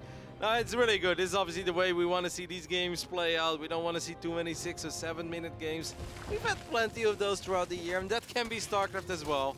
But I think the longer games are often the ones that we remember a little better and feel a little more epic. Like, I know the supplies have been very close for a long time, and soO has a monstrous army, but I feel that SpeCial is in a good spot to win this game, though. I think it's definitely SpeCial's game to lose. Yeah. Like the army composition, like he's got ghosts, he's got some Liberators, Vikings. It's hard to push with this army, like attacking into that with the BCs. If soO splits like he did in the last fight, you're not going to kill that army. Which is my only concern is like, why aren't we seeing the battlecruisers like try to go around the left side of the map and just snipe a base and teleport out? I mean, he does know there are infestors, so I guess he's a little bit worried about getting fungal. Or yeah, but I feel like you need to be decisive though, because this soO is going to, like, the infestors generate that infinite value with the energy, and the BCs do that with Yamato and teleport, but you have to use it. But I think maybe he just feels like he doesn't have to do it because he's already winning it. And maybe he's more focused on not throwing the game rather than trying to make a play. Yeah. Because I think he's probably feeling that the next big fight is about to happen, and it felt that the previous fight could have very well been game ending. Well, it wasn't. Here we are again, 27 minutes into the game. Both players are maxed out. They don't have a lot of money in the bank, but these armies are staring at each other. And I think they're ready to duke it out real soon. Yeah, this is some scary stuff. The Broodlord count is not crazy. Like there's a world where these Vikings can still do some stuff while the BCs try to move out and harass in some way, but the Hellions are also totally fine for that. That's one of the things that makes that transformation service upgrade so nice. Because this game has become such an airfest, like what is actually on the ground that can fight? With 5 Roaches and 4 Ravagers and 14 Lings. Well, Hellbats one-shot the Lings now that they have +3, so you just kind of throw Hellions at them and try and buy all of that time, move some of these faster units out. Hell, those Vikings could probably land and kill a lot of this too, while if the infestors aren't here. Are the Corruptors just going to try and pick off the infrastructure? This actually feels a bit weird. Now a couple of these missile turrets are going to go down. As SpeCial brought all of his units up to the top side. I'm not exactly sure why he did that. Was there a reason to go here? The army movement from SpeCial this game has been a little bit disconcerting for me. Those Corruptors, every time army though. There's a big Terran army. Every time those Corruptors clump up though, I'm like, a well-placed Dorito cannon and 2 shots from those Liberators are going to kill everything. We've got 8 Libs, but we also have 8 Infestors. There's still 1 Viper in the mix as well, but I think he wants to save the energy for Parasitic Bomb, right? I think Parasitic Bomb... On the Vikings would be Viking ace. or the Libs. I think on the Libs is quite nice as well. Yeah. The full Parasitic Bomb kind of takes him down to 1 shot from the Corruptors, but the Liberators are also going to clump really hard. It doesn't do a whole lot versus the BCs, but every Yamato that he can get in this situation is really nice, though, pre-fight. I'm not sure that the investment was made into Neural Parasite. I didn't see that at any point, so I believe the focus will just be on Fungal to hold units in place and the Infested Terran support, but Hellbats get into this space again! So many more drones going to get picked off. Gets another one. Yep. 46 Corruptors, though. I don't really understand why soO didn't just keep his roaches there, because there isn't really anything to gain here for his roaches on the right top side of the map. I mean, yes, there are 4 ghosts, but those ghosts are always chilling inside of the medevac anyway, so the roaches are never going to get close. This is awkward. That's the abduct you want. The abduct you want is on the medevac. Get rid of the ghosts, and then suddenly this becomes a whole lot trickier. I mean, that is actually kind of funny. There's so much value in that 1 medevac, if the Viper is able to land that abduct. The way he's moving the whole army away, though, my anxiety is just going through the roof right now because this space will be dislodged. You need to bring your army here to do this. So if you want to try and counterattack, that's cool. He wants to take out the bases of soO. I would have liked to see him have a command center in the bottom left, like ready to land or something, so that he could immediately start mining there, because now he has no income. That's his only mining base. That's all he has. Yeah, on the other end, you can also say that soO doesn't really have a mining base, right? If SpeCial is able to take out these bases in the left top side, even though soO is going to try to take the base on the right top side again, I thought maybe the SCVs could settle for the hatchery there. I'd actually like to see the SCVs fight that. Yeah. Think, what is there really on the ground? Like, not a lot. A Ravager and a couple of roaches. Now the SCVs are going to make their way to the left bottom side of the map, where I guess SpeCial is going to take his last base. These Hellions just kind of pass the roaches in the middle of the map. This gets so awkward because this map is absolutely massive, and the armies are quite slow, to say the least. I mean, especially Broodlords, they are just terribly slow. So we're just in a very unique, awkward situation. I still think with the scans, you could probably try to do a drive-by on the infrastructure or something with the BCs, and as long as you're scanning, you can always teleport out. This whole game has been very awkward. You can really see that both players feel a lot of stress and pressure, because I feel like SpeCial would do that, but he's very concerned about being caught off guard, and he's like, I really don't want to throw this game.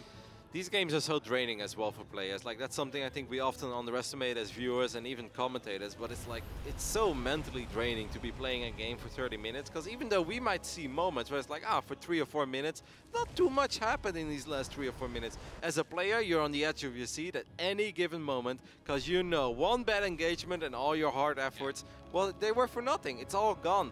Couple of Neurals land, 1 big Parasitic Bomb or a Fungal Growth, and this game can end. So as a player, this is incredibly stressful, and once again, super draining. Like, how do you even start Game 3 after this? I'd be done, man. I need a break. Yeah, that's, well, unfortunately, the break doesn't come until after Game 3, Kev. Oh, no.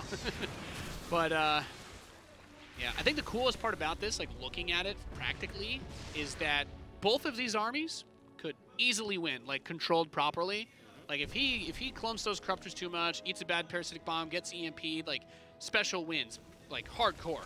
But if he whiffs those, if he misses those, the Corruptors get a couple good shots off those Fungals you were talking about, or Neural Parasites, then the SpeCial will lose his whole army instantly, too, so. Imagine if they were able to get there a little bit quicker, or if he would have sent a couple of Hellions to the left side immediately, then all the remaining drones would have been pretty much clumped up. These armies are getting, once again, awfully close towards each other. That's something you gotta be careful about. At that point, the Hellbats just doing what they can, buying time, being annoying. Now, we had a legendary games once upon a time during the WCS Global Finals between Neeb and Rogue, where I think Neeb ended up with 199, or was it 200 on his supply? He had 199. He had 1 Rogue. We're getting close. He's trying to actually impede these Infestors. All right, he gets a few of them. A couple of Fungals do land. Infested Terrans are coming out. The Battlecruisers are going to show up to bring in the rear. Spore Crawlers are getting damage done. We do have the Dorito Cannon launched onto all of these units. Vikings and Battlecruisers doing everything they possibly can. We still got 7 BCs, but 25 Corruptors remain on the map, trying to micro them back individually, but adding in the Corrosive Bile as well. And getting those spores, but the Viking support still doing everything he can. The Corruptor count is down to just 9. SpeCial is taking the supply lead. He's pushing him back, and this could be everything that he's needed. soO has nothing else, nothing in production, no more income. The battlecruiser's still standing while the Vikings defending them. If he can keep just a few of these BCs alive, there will be nothing to stop them. I think there's only like 4 Corruptors left. That's it. He's building nothing. He's pretty much broke. I mean, there's still 4 infestors, and let's never underestimate that. But SpeCial with this base, mining in the left bottom side of the map, that fight was nuts. I felt like it started off in a disastrous way because he got fungal. There was a parasitic bomb, but eventually all of these terror units started to spread out a little bit, and he microed the battlecruisers back during that battle as well. Oh my I think God. that made a pretty big difference. soO is gonna mine a little bit again. But his army, as soon as there is some HP back on these BCs, I mean, there should be no stopping this army. Kevin, he's too broke to even repair. 34 minutes in, 50 supply, 1 base. That's when you start Neural Parasite. I'm wondering now if he thought he had it before that fight, because it sure as hell would have been nice. But he never had an insane infestor count though, right? I think the highest we got was 8. I mean, is that really? Now the Hellions can actually bully too. Yeah, like you everything can use the hurts. servos. With this economy and this supply, everything hurts. Losing a single drone will already hurt. Yeah, just burning the infestor energy, really. Like the BC count and the Viking count, there's nothing that can deal with this, short of some really amazing like fungal bile combos. Yeah. I'm like combining these words now. But there's probably not going to be enough energy on these infestors for soO to save the day here. He's going to try to catch up in supply, but now he's making links, and I think everybody knows once you start making Zerglings against Vikings and battlecruisers, it's often a very clear sign that you're in trouble. It's not the strategy I'd recommend, Kevin. No. BCs are going to roast those drones. There's nothing that can deal with this. There's a handful of infestors, but they just burned all their energy too. Like, what's he going to do? Drop 10 infested Terrans, the BCs will kill before they even morph. Man, that was such a fight. He's building 2 more battlecruisers now, by the way. Was that like 50 Corruptors, by the way? 48. I think it was 48 Corruptors. He killed damn near all of them. But only +1 armor. It's probably also. Well, like he finished +1 Carapace as that fight ended, Kev. That's I'm not gonna lie, that's a huge thing. That is so big. Those Corruptors were at -1 armor. The amount of damage they were taking from battlecruisers and liberators, 2 units that don't really do a lot of damage, is huge. But remember that Vikings also attacked twice. Like, those Vikings were the MVPs in that battle because he's like, well, Vikings, I'm not worried about those, but oh wait, my Corruptors are literally taking +1 bonus damage per hit. And all of these units are attacking like 10 times a second. And of course, don't forget that SpeCial his upgrades have been at 3-3 for the longest time. Yeah. It's kind of the way you want to have it. Yeah. He never got +3 air attack either. Yeah, it's quite bizarre, right? That soO had this much time and then ended up with an army that consisted of 48 Corruptors, but then the upgrades were only 2-1. It's funny because we don't often talk about upgrades like being that meaningful for these higher tier units, but they are. Like if Marines would be 3-3 against 2-1, we would make the biggest fuss in the world. It's like, oh, that's impossible to win for the 2-1 player. But obviously for air, the same goes to some degree. It's a bit different when infestors can have a massive impact as well, or of course an anti-armor missile and stuff like that. But these upgrades are still very important, and being maxed out on an army that only has 2-1 upgraded air units is kind of odd. The battlecruiser at +3 attack has 8 damage versus air. A Corruptor by default has 2 armor, right? So normally it's supposed to only do like maximum damage would be like 6 per hit. But with the anti-armor missile, he's doing 9 damage. He's doing more damage than the battlecruiser can actually even do because of that. Because he just didn't have any upgrades, and that makes a huge difference when you've got so many of these units fighting, and that's what allows you to kill 48 Corruptors. He's just going to move this field of spores forward. But at some point, I think soO is just going to realize there's nothing he can do against this. He doesn't have the economy to build anything that can stop this. You know what was so bizarre about that fight as well? That it was right above the dance floor in the middle of the map. So it was hard to see the creep. And then there were a couple of spore crawlers hidden as well. And I was like, I wonder if SpeCial even saw these spores. Because you don't often see spores participate in a battle for that long. But those spores pushed out insane damage. But it still didn't make the difference. 2 spores apparently not enough. If that was 5 or 6, that would have been a completely different fight, that's for sure. Yeah. And the Observer just now pointing out again that +1 Carapace. So even if they fought now, like the BCs and Vikings are still in a great spot. And he's ready to end it. He's going to scan, Yamato the Infestors, and that's it. Neural Parasite, by the way, it doesn't cancel Yamato. Stick a fork in this one, Roddy. Because it's all over. Well, I was going to say, I was going to try to time because this game's done with the GG. There we go. Because this game's done. SpeCial ties it up 1-1 after, well, that was a hell of a game, Kev. There's so much that happened in that match, but the lack of upgrades on soO's part really hurt him. I think if he has +3 Carapace, like if you focus on that versus Liberator BC, I think he actually wins that fight over the Spores, but SpeCial just controlled his army perfectly as well. Like, that was so good. The Ghost drop with the enhanced shockwaves onto the Infestors, like every little thing was so good. Yeah, definitely a lot of great plays on both sides being made, but it is bizarre to see a 30-minute game and ending up with those armies and then not seeing the proper upgrades on the side of soO. He had a lot of upgrades, but they were a little bit all over the board, and no Neural Parasite either. Like, soO has always been a different Zerg, and soO's strength has never been in sitting back and making a million Infestors or Vipers. That's just not the kind of player he is, but that could have been a better army for sure. Yeah, and a slow burn on the end of that one as we go to Winter's Gate, but man, those games are so, everything's just on like the edge of a knife, right? Because if he does have those upgrades and he misses that up, and especially since he started Neural Parasite after that fight, I can only imagine he thought he had it prior. It must have been the only reason he would do it. But ladies and gentlemen, it's tied up 1-1. Let's get into game number 3 of soO versus SpeCial.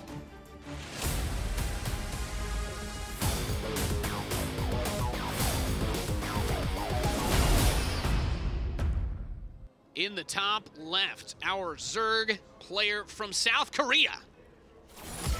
Chivo, soO.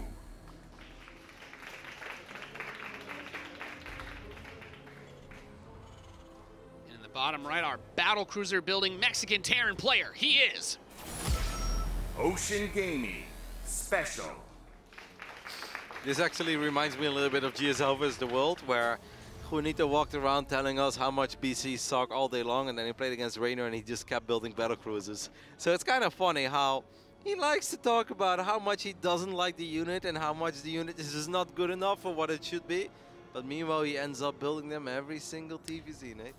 I think especially versus soO, just based on what we've seen in this best of 5 so far, it seems soO really doesn't want to go fast for the tech counter to that. Like if you knew that your Zerg opponent was not going to build Infestors or Vipers really until you had gotten to like the 35-minute mark, and even then they wouldn't build a lot of them, I think I would be like, yeah, battlecruisers are actually really good in this situation because you can do so much micro with them, with the Liberators, because really the hard part is dealing with the Fungal and the Neural Parasite. Yep. And with that not on the table, I'm going to give the credit to SpeCial on that. I assume in his preparation, he's like, oh yeah, in the late game, soO doesn't rush for spellcasters. Like, he's going to try and just win a big fight against me, and I can actually play more technical army, which is quite nice, because I actually don't think he could get away with a lot of these builds if he was playing against Dark. Like, in a theoretical winners match, I see a world where Dark hits him with a lot of aggression, and like if he tries to go BCs, he just dies. I must say SpeCial has been doing a really good job, and at least keeping Zerg in the dark for a little bit, right? Like making it harder to figure out what he's actually doing. I think in the first game on Acropolis, he did a really good job with the Marine positioning, making it hard for soO to really figure out what was happening. And then in game 2, multiple overseers were sent towards the main base, but the Cyclones kept locking onto those things, kept picking them off before they showed up.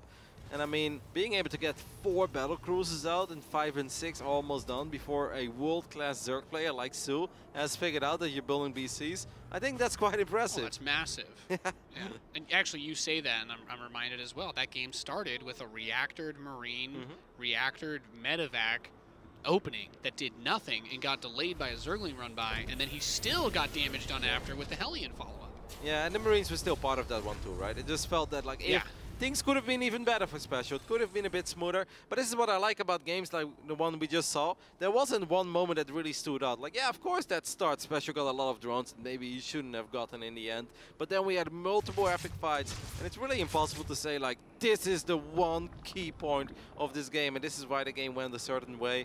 Like, yeah, the upgrades of soO, a little bit of a mystery for us. It feels like he had all the time in the world, and he definitely had the economy as well to at least get 3-3 upgrades there, or at least get the +3 armor. Yeah, and look at this time. He's doing, yet again, something different, right? He's rallying out additional Hellions with the first Reaper, and he's getting a Marauder. And this could be one of those builds where he gets that Viking, clears out, and then does like a Marauder drop with like Hellbats or Hellions.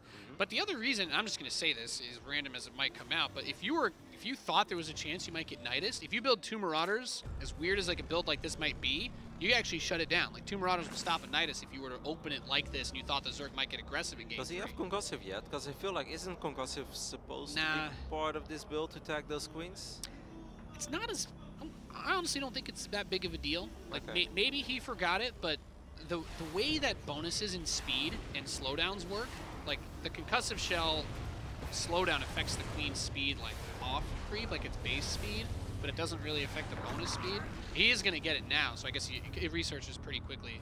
But I never thought it was that big of a deal. Unless you got off creep, then things get wild. I mean, I think it's mostly just, it's not so much for the Marauders, but it's more about the Hellbats, right? Like Hellbats can't really ever get on top of queens, but then the concussive shell suddenly helps out quite a bit. Yeah. At that point, the very small slowdown is nice for the Hellbats, yeah. All right, well, soO's getting a little ambitious here with his queens. If I was soO, I wouldn't get too far forward because the medevac is about to show up with a couple of Marauders as well. This could be massive, I think, for SpeCial. Oh yeah, no, that's awesome. Especially like if you're forcing out any of this energy to be burned early on, get the Marauders up front. You've got so much to heal. There's no Baneling Nest. What is soO gonna do against this? The Viking's gonna land too.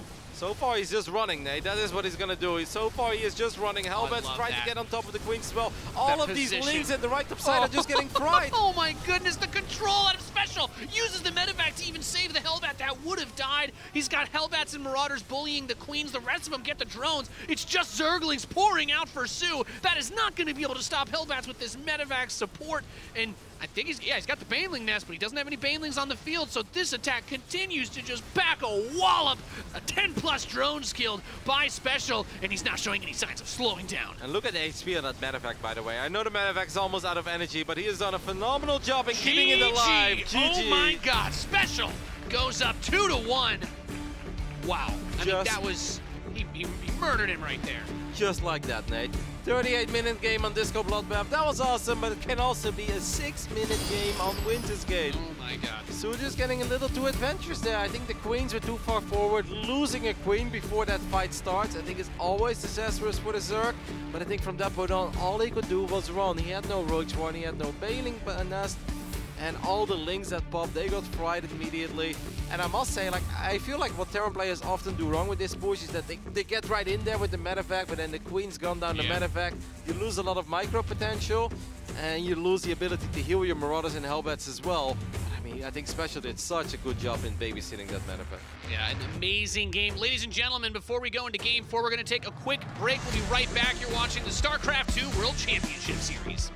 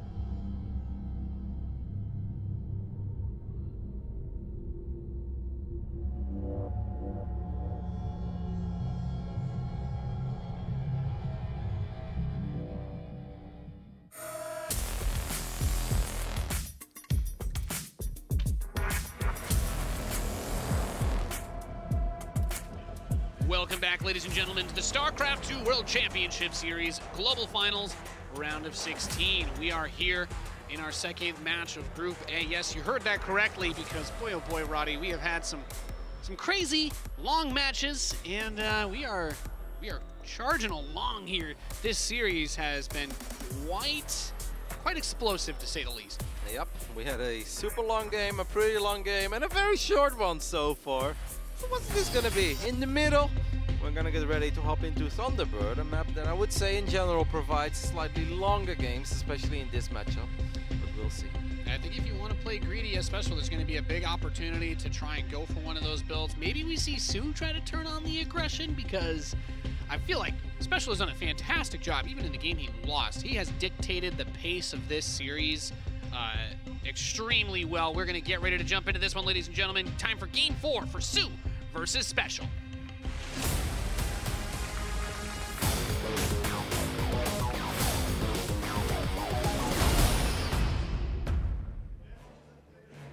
Our first player in the Northwest, our Korean Zerg. Chivo, soO.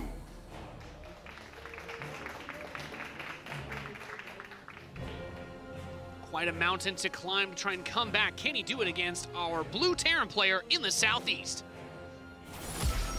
Ocean Gaming, SpeCial. Don't know how he does it every year here at the Global Finals. SpeCial just shows up. If this was a best of 3 night, he would have already had it, and he would have already been moving on to that winners match. Now he still has a mountain to climb, because taking out soO, even just once in the upcoming 2 games, is not going to be easy. Oh, all right, he's really switching it up, isn't he? Command center first here on Thunderbird. Yes, you know, one of the fun things people talk about, SpeCial is a difficult opponent to prepare for, because he kind of plays his own style, and he mostly practices and lives in Korea, right? Hey there, we all having a good time out here at the round of 16. It's just the first day of our action this weekend, but he really does just kind of play his own style, and he reminds me a lot of this guy. I was fanboying over him because I never get to come to soO, but I was like looking at TY over there. I'm like, this is another guy that does builds like this. He's really pioneered this style in the Korean scene, and I would really be surprised if SpeCial hadn't consulted with him a lot before going into some of these matches. So I like it. We've seen a different look from SpeCial almost every single map. Yeah, I mean, that's in general the way you want to approach these tournaments as well. You want to get ready for it, but it is very human-like to eventually find an opening that you just think works the best for you, because the more different playstyles you play, you know, it's hard to be a master of everything. So eventually you're going to lean a little more towards certain openings, but so far, SpeCial not doing that. He's really making it hard. And I must say, one thing that so far stood out for me, said it before, is that he's actually doing a very good job in keeping soO in the dark. A lot of people have been talking about how easy it is for Zerg to scout everything and always be aware of what they're playing against with the Overlord speed and whatnot. Well, SpeCial showing us that that doesn't necessarily always have to be the case. And I think that has really had a big impact on how these games have played out so far, and why we are looking at a 2-1 lead for SpeCial. Yeah, look at the greed. Look at that. So he goes command center first, barracks, 1 gas, factory, 3rd command center. I think he has 2 Marines.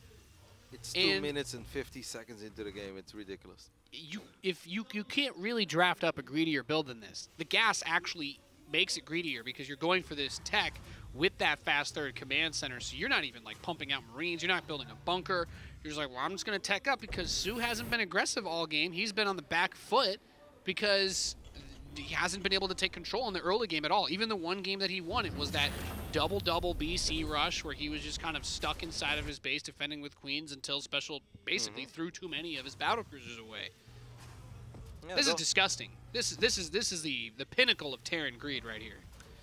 A couple of Hellions will come out soon, and he's going to need them as well, keeping these SCVs safe. This is actually very annoying. I really like how soO has been doing this not once but twice now in this series. Like, how often do you randomly run 4 Zerglings to the other side of the map? But maybe he's picking up on the fact that SpeCial's trying to do, or trying to at least prevent Overlords from getting into the main base at all cost. This tells you everything. Yeah. I mean, that scout is massive. And the thing is, that bunker, seeing that even as well. So the gas in the natural this early says battlecruisers. It has to be battlecruisers. It's the only thing you would get the second gas that fast for against Zerg. And the third command center timing, of course, but the fact that he would build the bunker that fast means that soO realizes that SpeCial is aware of how greedy he's being. And he's like, oh, Lings are coming, start the bunker just in case, start the bunker just in case. And he's 4 Overlords, he's gonna let it sit there until he knows he's safe. 4 Overlords at once are on the way now for He's soO. got a Roach Warren. He could do, this could be like, he could try Ling Ravager bust him here. Yeah, I wouldn't be surprised. 6 Roaches. I feel like that's a few too many just to be safe. That's 9 Roaches, Nate. All right, soO is gonna switch things up. In this game, our Korean Zerg is finally gonna bring some of the aggression to the other side of the map. Has he salvaged the bunker yet? I think it's still there. Well, I don't think he's gonna survive this attack. If he starts the battle cruiser right now, he can't afford to. Or he starts it right now. He starts the armory. A long time. Well, yeah, he's got 64 seconds, I think. Is there nothing on the map to scout right now for SpeCial? Does he just have no units there at all? He brought the Hellions all the way back home, worried about another Ling run by or something along these lines. Well, the first Roaches are already making their way to the other side of the map. Nate, there is no tank, and I don't see a bunker in this natural. You know, this is the part where someone would be like, but Nate, none of these units could kill a battlecruiser. Well, a battlecruiser is good, but it's not going to kill 40 Zerglings, 7 Ravagers, and 3 Roaches before he loses every single unit he has. If SpeCial somehow survives this, I'm going to lose it, because I think he's super dead against this attack right now. Yeah, I don't really see the Hellions will obviously not do very good against these Roaches and these Ravagers. All of those depots are going to go down. I mean, this first BC is almost out, but that BC has got some work to do. He's going to put in the overtime, because this is a lot of Zerg to take care of. Yeah, well, he's doing the smart thing right now, too. He puts the Ravagers up front. He's like, look, if you pull SCVs against Ravagers, then the Lings will kill them. But he's going to morph the Hellbats, but you just drop Corrosive Vials on this. This is really frustrating. This is really hard to deal with. The armory is really nice because the Hellbats can do well versus the Lings in that situation. But this BC's got to do so much for SpeCial. I must say, SpeCial's doing a really good job so far. A lot of the Lings are already gone. Most of the Ravagers are going to go down as well. The SCVs are now going to join the fight. The Hellbats are actually pretty freaking sweet. They have been amazing so far. Now, these Hellbats have been absolutely amazing. More Lings go down. So 27 SCVs have gone down. Did he actually hold this? I actually think this is sort of a hold. Those cross the balls. Oh! Okay, those really hurt. That's 10 more SCVs going down in the end. Fantastic crossover, and the gates are still sort of open in the front as well. So that means more Lings will stream in. If he survives this... He needs to get the wall back up. Well, he's got 3 orbital commands. Yeah, no. He could lose almost every worker. He's fine. Well, I mean, imagine if he survives this with 11 more, Nate. Before those crossover balls, he had 27. That would have been fantastic. Yeah, wow, this is a weird game. This is crazy. I would try to move. Did he jump? Oh, yeah, he jumped. Okay. I think that's a bit of a risky play, but oh no, the Lings get to surround on the Hellions. Did he build the depots back in his main? That's the real question. Nope. GG. soO's gonna tie this series up 2-2. That's what I was waiting for. I'm like, I saw this opening, and I'm like, okay, as soon as soO sees this, like, there is nothing. You have to assume with that gas it's BC, and you know you have so much time to get that attack ready to go. He had the Roach Warren already done by the time he realized it was BC. He's like, okay, this should be an easy cleanup. And honestly, SpeCial held that way better than I thought he should. But the moment he yeeted that BC across the map, I'm like, maybe you'll kill 7 or 8 drones, but you're going to lose everything back home again. And it was only a couple of Lings as well. That wasn't even a big attack anymore. No. With a little bit of micro. If those Hellions were Hellbats, he probably would have just killed of course. it too. No, you can just stand there and you'll be fine. And if they are Hellions in Hellion mode and you actually control them, they would also take care of these Lings. But that was a really interesting game because it felt like a lot of things happened there very quickly. Like, why were all the Hellions at home for so long for SpeCial? It felt that maybe if he would have seen it a tiny bit faster, it would have been okay, but maybe he just knew it was going to come as well. Of Lings, I guess. Yeah. I mean, I guess the first tiny run by maybe terrified him a little bit. Either way, we are heading to another Game 5 between SpeCial and soO. It's coming up right now.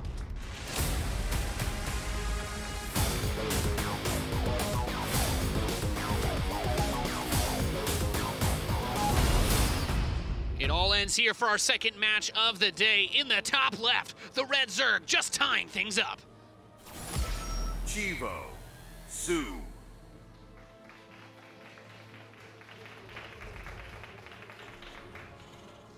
And in the bottom right, our greedy Terran being punished. Can he close this series out? Ocean Gaming, SpeCial.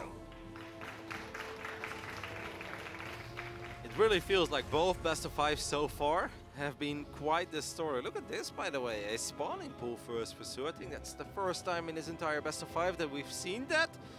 now I kind of wonder if it's going to be one of those, like, I'm going to build a couple of links, I'm going to keep the Reaper, if you open the Reaper on your side of the map, and then suddenly I'll show up with roaches. But we don't see a gas being taken yet, but I think the previous best of 5, Showtime versus Dark, and now this one as well, these games, Nate, are hard to summon up, right? It's not like you can just walk up to another StarCraft fan. It's like, you know, we saw X, Y, Z. Like, yeah, you can say we saw a lot of battle cruises, but you'd be selling this series short, okay? Because this series was a lot more than one guy building a couple of BCs. Yeah, this is one of those openings out of soO that looks like it could be one of those gut check builds. You get like the 4 to 6 lings. The queen is out super early, so the Reaper can't really do anything on the other side of the map. And you just try to run around it and get the deny on the command center or delay the expansion, which can pay off in a huge, huge, huge way. And oftentimes, this isn't like you're like, oh, pull first, but the Zerg isn't really actually trying to be aggressive. They're going to take maybe a fast third behind that. And those Zerglings are just to try and it's like just a soft, it's a gut check type build is what it is. Now, is this the kind of map where SpeCial just plays a normal Marine tank style? I kind of feel like this map is quite alright for it, right? There's a couple of good tank spots on the high ground where you can pressure the low ground expanse with a couple of Marines there. Yeah, I think this is the map to do something more standard on. Yeah. The way that the third is open a bit, and the multiple angles you can attack from, I don't like mech on this map. I'm not crazy about it. Like, the tanks, of course, can be good, but I think they're going to be supported a lot better for the possible run-by angles by Bio. So I wouldn't be surprised by that. The fact that this Reaper came home, did he see those Zerglings? Well, he's going to see them now.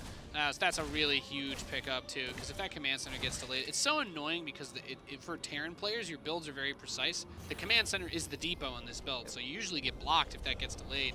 And this is already a big victory, right? Because now you also know that your opponent opened up with those links, and those links were actually not able to do anything at all. So this is very nice. It's minor, but it does give you that little momentum booster. If you're SpeCial right now, you're like, all right, this is a solid start. Let's just keep it going from here. Let's not make any unnecessary mistakes. You know what I like as well as we're heading into Game 5 is that both players won a rather short one. I wouldn't even call it like cheesy, but just like aggressive build. Both of them worked. Look but at they that, also, kill. Yeah, but they also both won a long drawn out macro game. Well, SpeCial's a bit terrified here because I guess he hasn't scouted yet, right? He's worried about roaches. He doesn't know if there's a third, and he doesn't know if like there's a bunch of queens that have been made or if there's like a really fast roach horn. Based on what he's seen, it could be the same thing as last game, right? So you have to be careful. It could have also been a much quicker roach opening. Yeah, that's true. But the Reaper's gonna poke the natural. Queens are just going to push it down, spreading creep. And he saw that, I think the Hellion saw the third base. That's very important. So he's going to build mines. Yeah. Mine drop versus Zerg. I hate it. I remember for a while this opening with like 6 Marines in a mine was actually quite popular. And you really hated it. You were always you're always raving about how much you hated that opening. Versus Zerg, I don't know why. I feel like I rarely see the mine drops versus Zerg do a whole lot. Yeah. But versus Protoss, I'm like, oh no, they're amazing. You know, it's just one of those like weird things where. I mean, the splash radius is a lot more impactful, right, against probes than it is against drones. Yeah, I think so. I think that must be it. There's something weird. Maybe it's just the satisfying look of probes exploding when mines blow them up. That could also be it. Third command center behind this, but it's a much safer build, right? We have the Banshees with the cloak, and they're not going to be tremendous unless the Zerg really screws up, but they're amazing at the defense, and for a Zerg player, until you have Lair, you can't really do anything about Banshees on the map. I think the idea is now to pull units outside of out of position, and then maybe the Hellions can find an opening. The Widow Mine will connect with a single drone so far. The second mine is actually going to connect with just a couple of links, but maybe the Hellions right now. I believe that the Hellions have been looking for an opening. Yes, they have, but there is nothing to kill here. No. Fantastic target fire on the medevac, by the way. soO doesn't really lose any drones to the mine drop, and he gets that medevac with those queens. Maybe that's the part. There's no spore, by the way, at the third. And no spore in the natural either. This could be one of those situations where he gets kind of baited. He cloaked really far out, too. Yeah. He's like, I do not want this is going to hurt a lot. Wow, I mean, this Banshee should be able to get at least 7 or 8 drones, if not more. That's fantastic. That's massive. You don't normally get that. The Hellions is still here as well. SpeCial's going to have to micro these Hellions a little bit. Good job there by soO, getting the surround in the end. But this Banshee is still going crazy. There is that 8 drone kill I was talking about, and that's going to be it for now. You know, Zerg players have been so good at dealing with, like, a lot of these BC openers over the course of the year, and you talked about, or we've talked about time to time, like the Banshee feels like it doesn't have that same level of punch, but this game kind of really demonstrates that example where, like, if you can cause enough chaos that the Zerg's not ready for it, they can still do so much damage, and that little bit is so nice because soO's cranking out the drones, sure, but the layer's only just finished, and now Stim is done. So with those Banshees still on the field, SpeCial has a lot of opportunity to try and get work done. Keeping the Banshees alive here is actually so damn important, because it's not about the damage that they will contribute in a fight. It's just about pulling units out of position over and over again, and maybe forcing out another spore, picking off a drone that is being bounced between these bases. Scouting the layer timing. Yep, there's a lot of value in these Banshees. You really don't want to lose them right now. Yeah, pull them back, especially that fourth base with where it's starting right now. They can put some serious damage on it, maybe even if he sent the Banshees there right now, he cancels it. Yeah. Like, almost guaranteed. The Queens are all in the main, and there's not actually a creep spread on the west side of that hatch, so he'd have poking room. And here we go, he finds the fourth base, and I think he should be able to get the cancel here. That's fantastic. I don't see how Queens are going to get there in No, time. wouldn't be Queens fast are enough. quite fast on creep, but not fast enough. So this is nice. Oh no, that bench is getting very close to the 3 Queens. And that is a big mistake, I think, by SpeCial, because once again, keeping them alive as a tag team, one-shotting those workers is nice. But hey, Stim is done. 1-1 upgrades are finishing up. And this game is about to heat up, as it's all or nothing for both these lovely nerds. We see starting to build a wall on the east side of that third base. That on Triton, that third base is going to be pretty exposed. You got multiple ways for the Zerg to come in, so being aggressive as Terran is really nice. There's the scan outside that fourth. Now let's keep in mind, because that hatchery was canceled the first time, if these Marines can get up and force another cancel, there's not as many hit points on that base. Baneling speed is done. Needs to pick up those Marines, and he will. Few of them get left behind. But Link run by on the other side of the map as well, once again being annoying. I love how soO is getting so much with so little, right? Like 4 or 5 links, what is that? That's not supposed to get anything. But once again, all SCVs stop mining and 4 SCVs go down. That Banshee, by the way, parked himself between the bases while the Queen was running around. I think he killed the Overseer with the Marines, maybe? Okay, now it's going to fly away now. But that fourth base is still really close, almost a chance to get the cancel on that. I mean, worst case scenario, he can always go for it later. What is happening with soO's macro over here? I guess the Queens have been so busy defending that they haven't really been injecting, but seeing a player of soO's caliber with like 1800 minerals and 800 gas, of course he was building, he was banking up for Mudas a little bit, but that's still a little too much. He's supply blocked as well, Nate. Okay, there are 3 Overlords on the way, but it's gonna take a little while before they're done. soO needs units. I guess he can still morph a few more Banes, but this is a terrifying attack. I don't think this is gonna be easy at all for soO to keep this base alive. And don't forget that it's already bruised quite badly. Yeah, that expansion is going to be really easy to kill. The Mutalisk is going to come in from the flank. Marines trying to run over and help. Siege tanks need to target fire down those Banelings. A few of them are still alive as the tanks get swallowed up. Wow. Really good engagement there for soO. And it lined up right with when his 1-1 finished. So SpeCial lost his upgrade advantage right as that attack started. That was absolutely perfect. I really don't think that he could have asked for much more than that, considering the fact that he had quite a bit of money in the bank and it didn't feel like everything was that smooth leading up to that fight.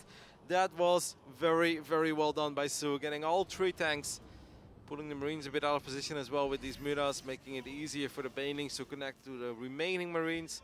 He's getting drilling claws. I was going to say take the Banshee and just right-click on the hatch, but unfortunately there are units there to protect it. And soO recovering very nicely in this game, Kev. Yeah, I'm totally with you.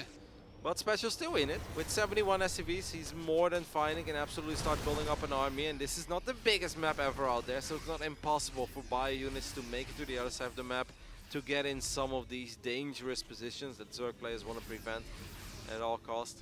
I really like the drilling claws timing. The second factory this quick, I think is so important, especially versus the Sling Bane Muta. Those Widow Mines are incredibly powerful, and it's so hard to move out with tanks. I feel like in this meta, or in this year really, I feel like the tank pushes with the bio have not done, or have been as reliable as those mine move outs. It's a lot because of the maps, right? The maps are in general so big, and I do think this is one of the smaller maps, if not the smallest, together with Ephemeron, I guess. So I think it is possible, but I definitely like the mines a little bit more in this combo as well. We don't have like the tank spots like on Karos Junction here, right? So. But we're gonna get a couple. I mean, maybe there's some potential for a tank like on the high ground, like underneath the 3rd base of soO, something like that.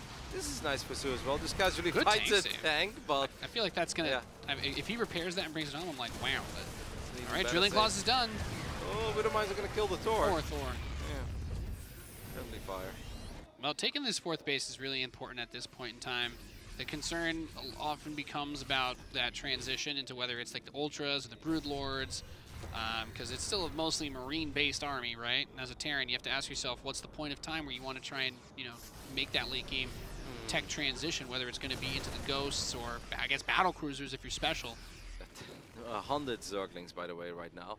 I mean, Lings are amazing and all, but the 84 Marines, they should do quite well. I think that it's safe to say that soO is going to need a lot more Banes than he currently has. 16 just doesn't really seem like it's going to cut it. I think 25 is even quite low. Don't forget that we have multiple Widow Mines in the mix with Drilling Claws. There's going to be a Thor that maybe can soak up a couple Banes as well. I think soO needs more Banelings. He's going to tread past that first Mine Marine, splitting up behind the Siege Tank. Still a lot of Banelings, though. Hasn't been able to get a big connection on them. The Mutas do come up on that right side.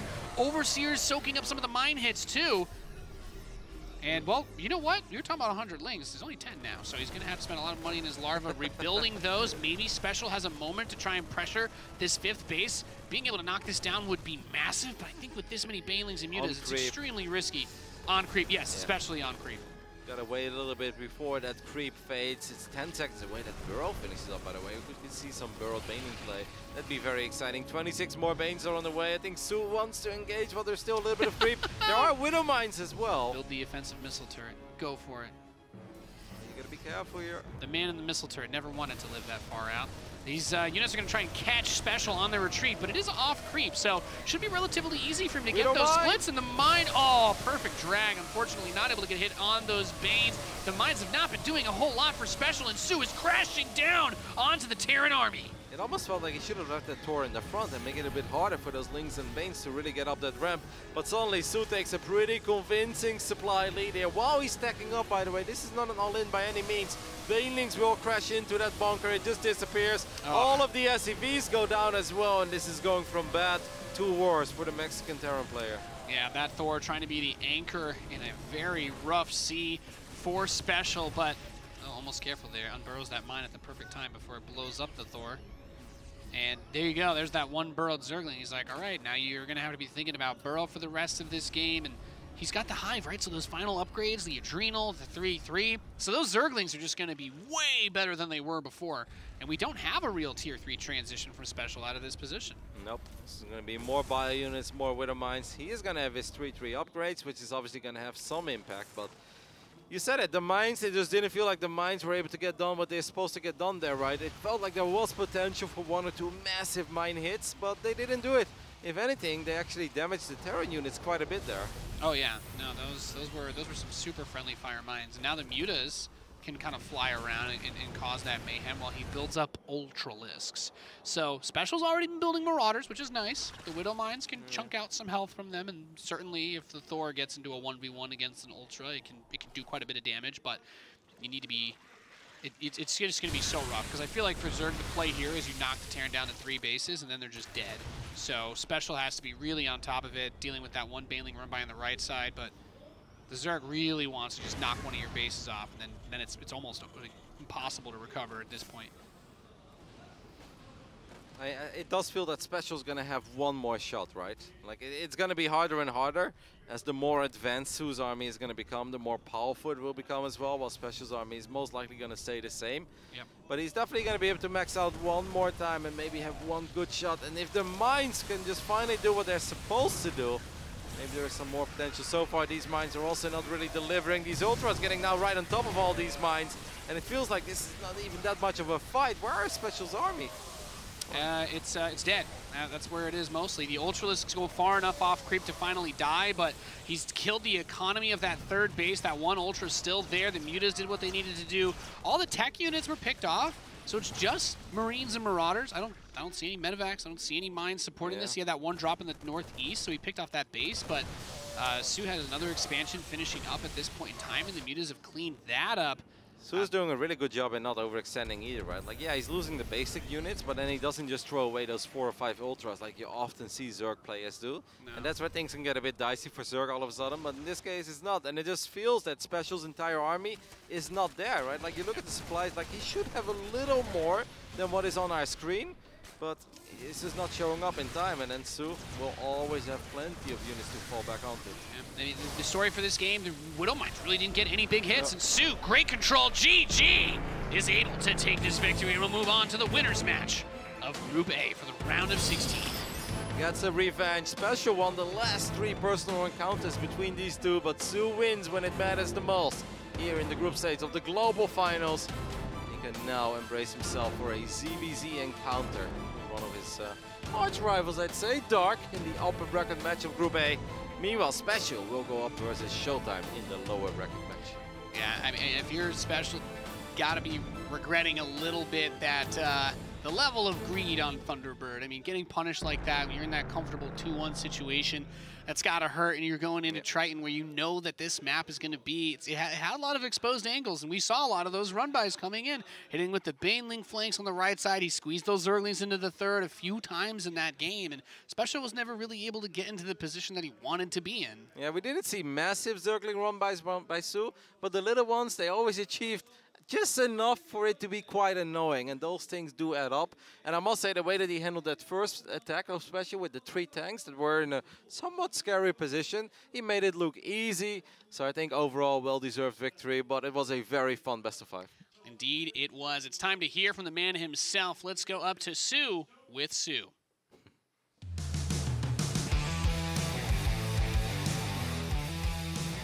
Thank you very much, guys. Congratulations, soO, with this victory. It means a lot because not only do you finally get revenge on the recent losses that you have had against SpeCial, it was a very close 3-2 victory. So tell us what's going through your head right now.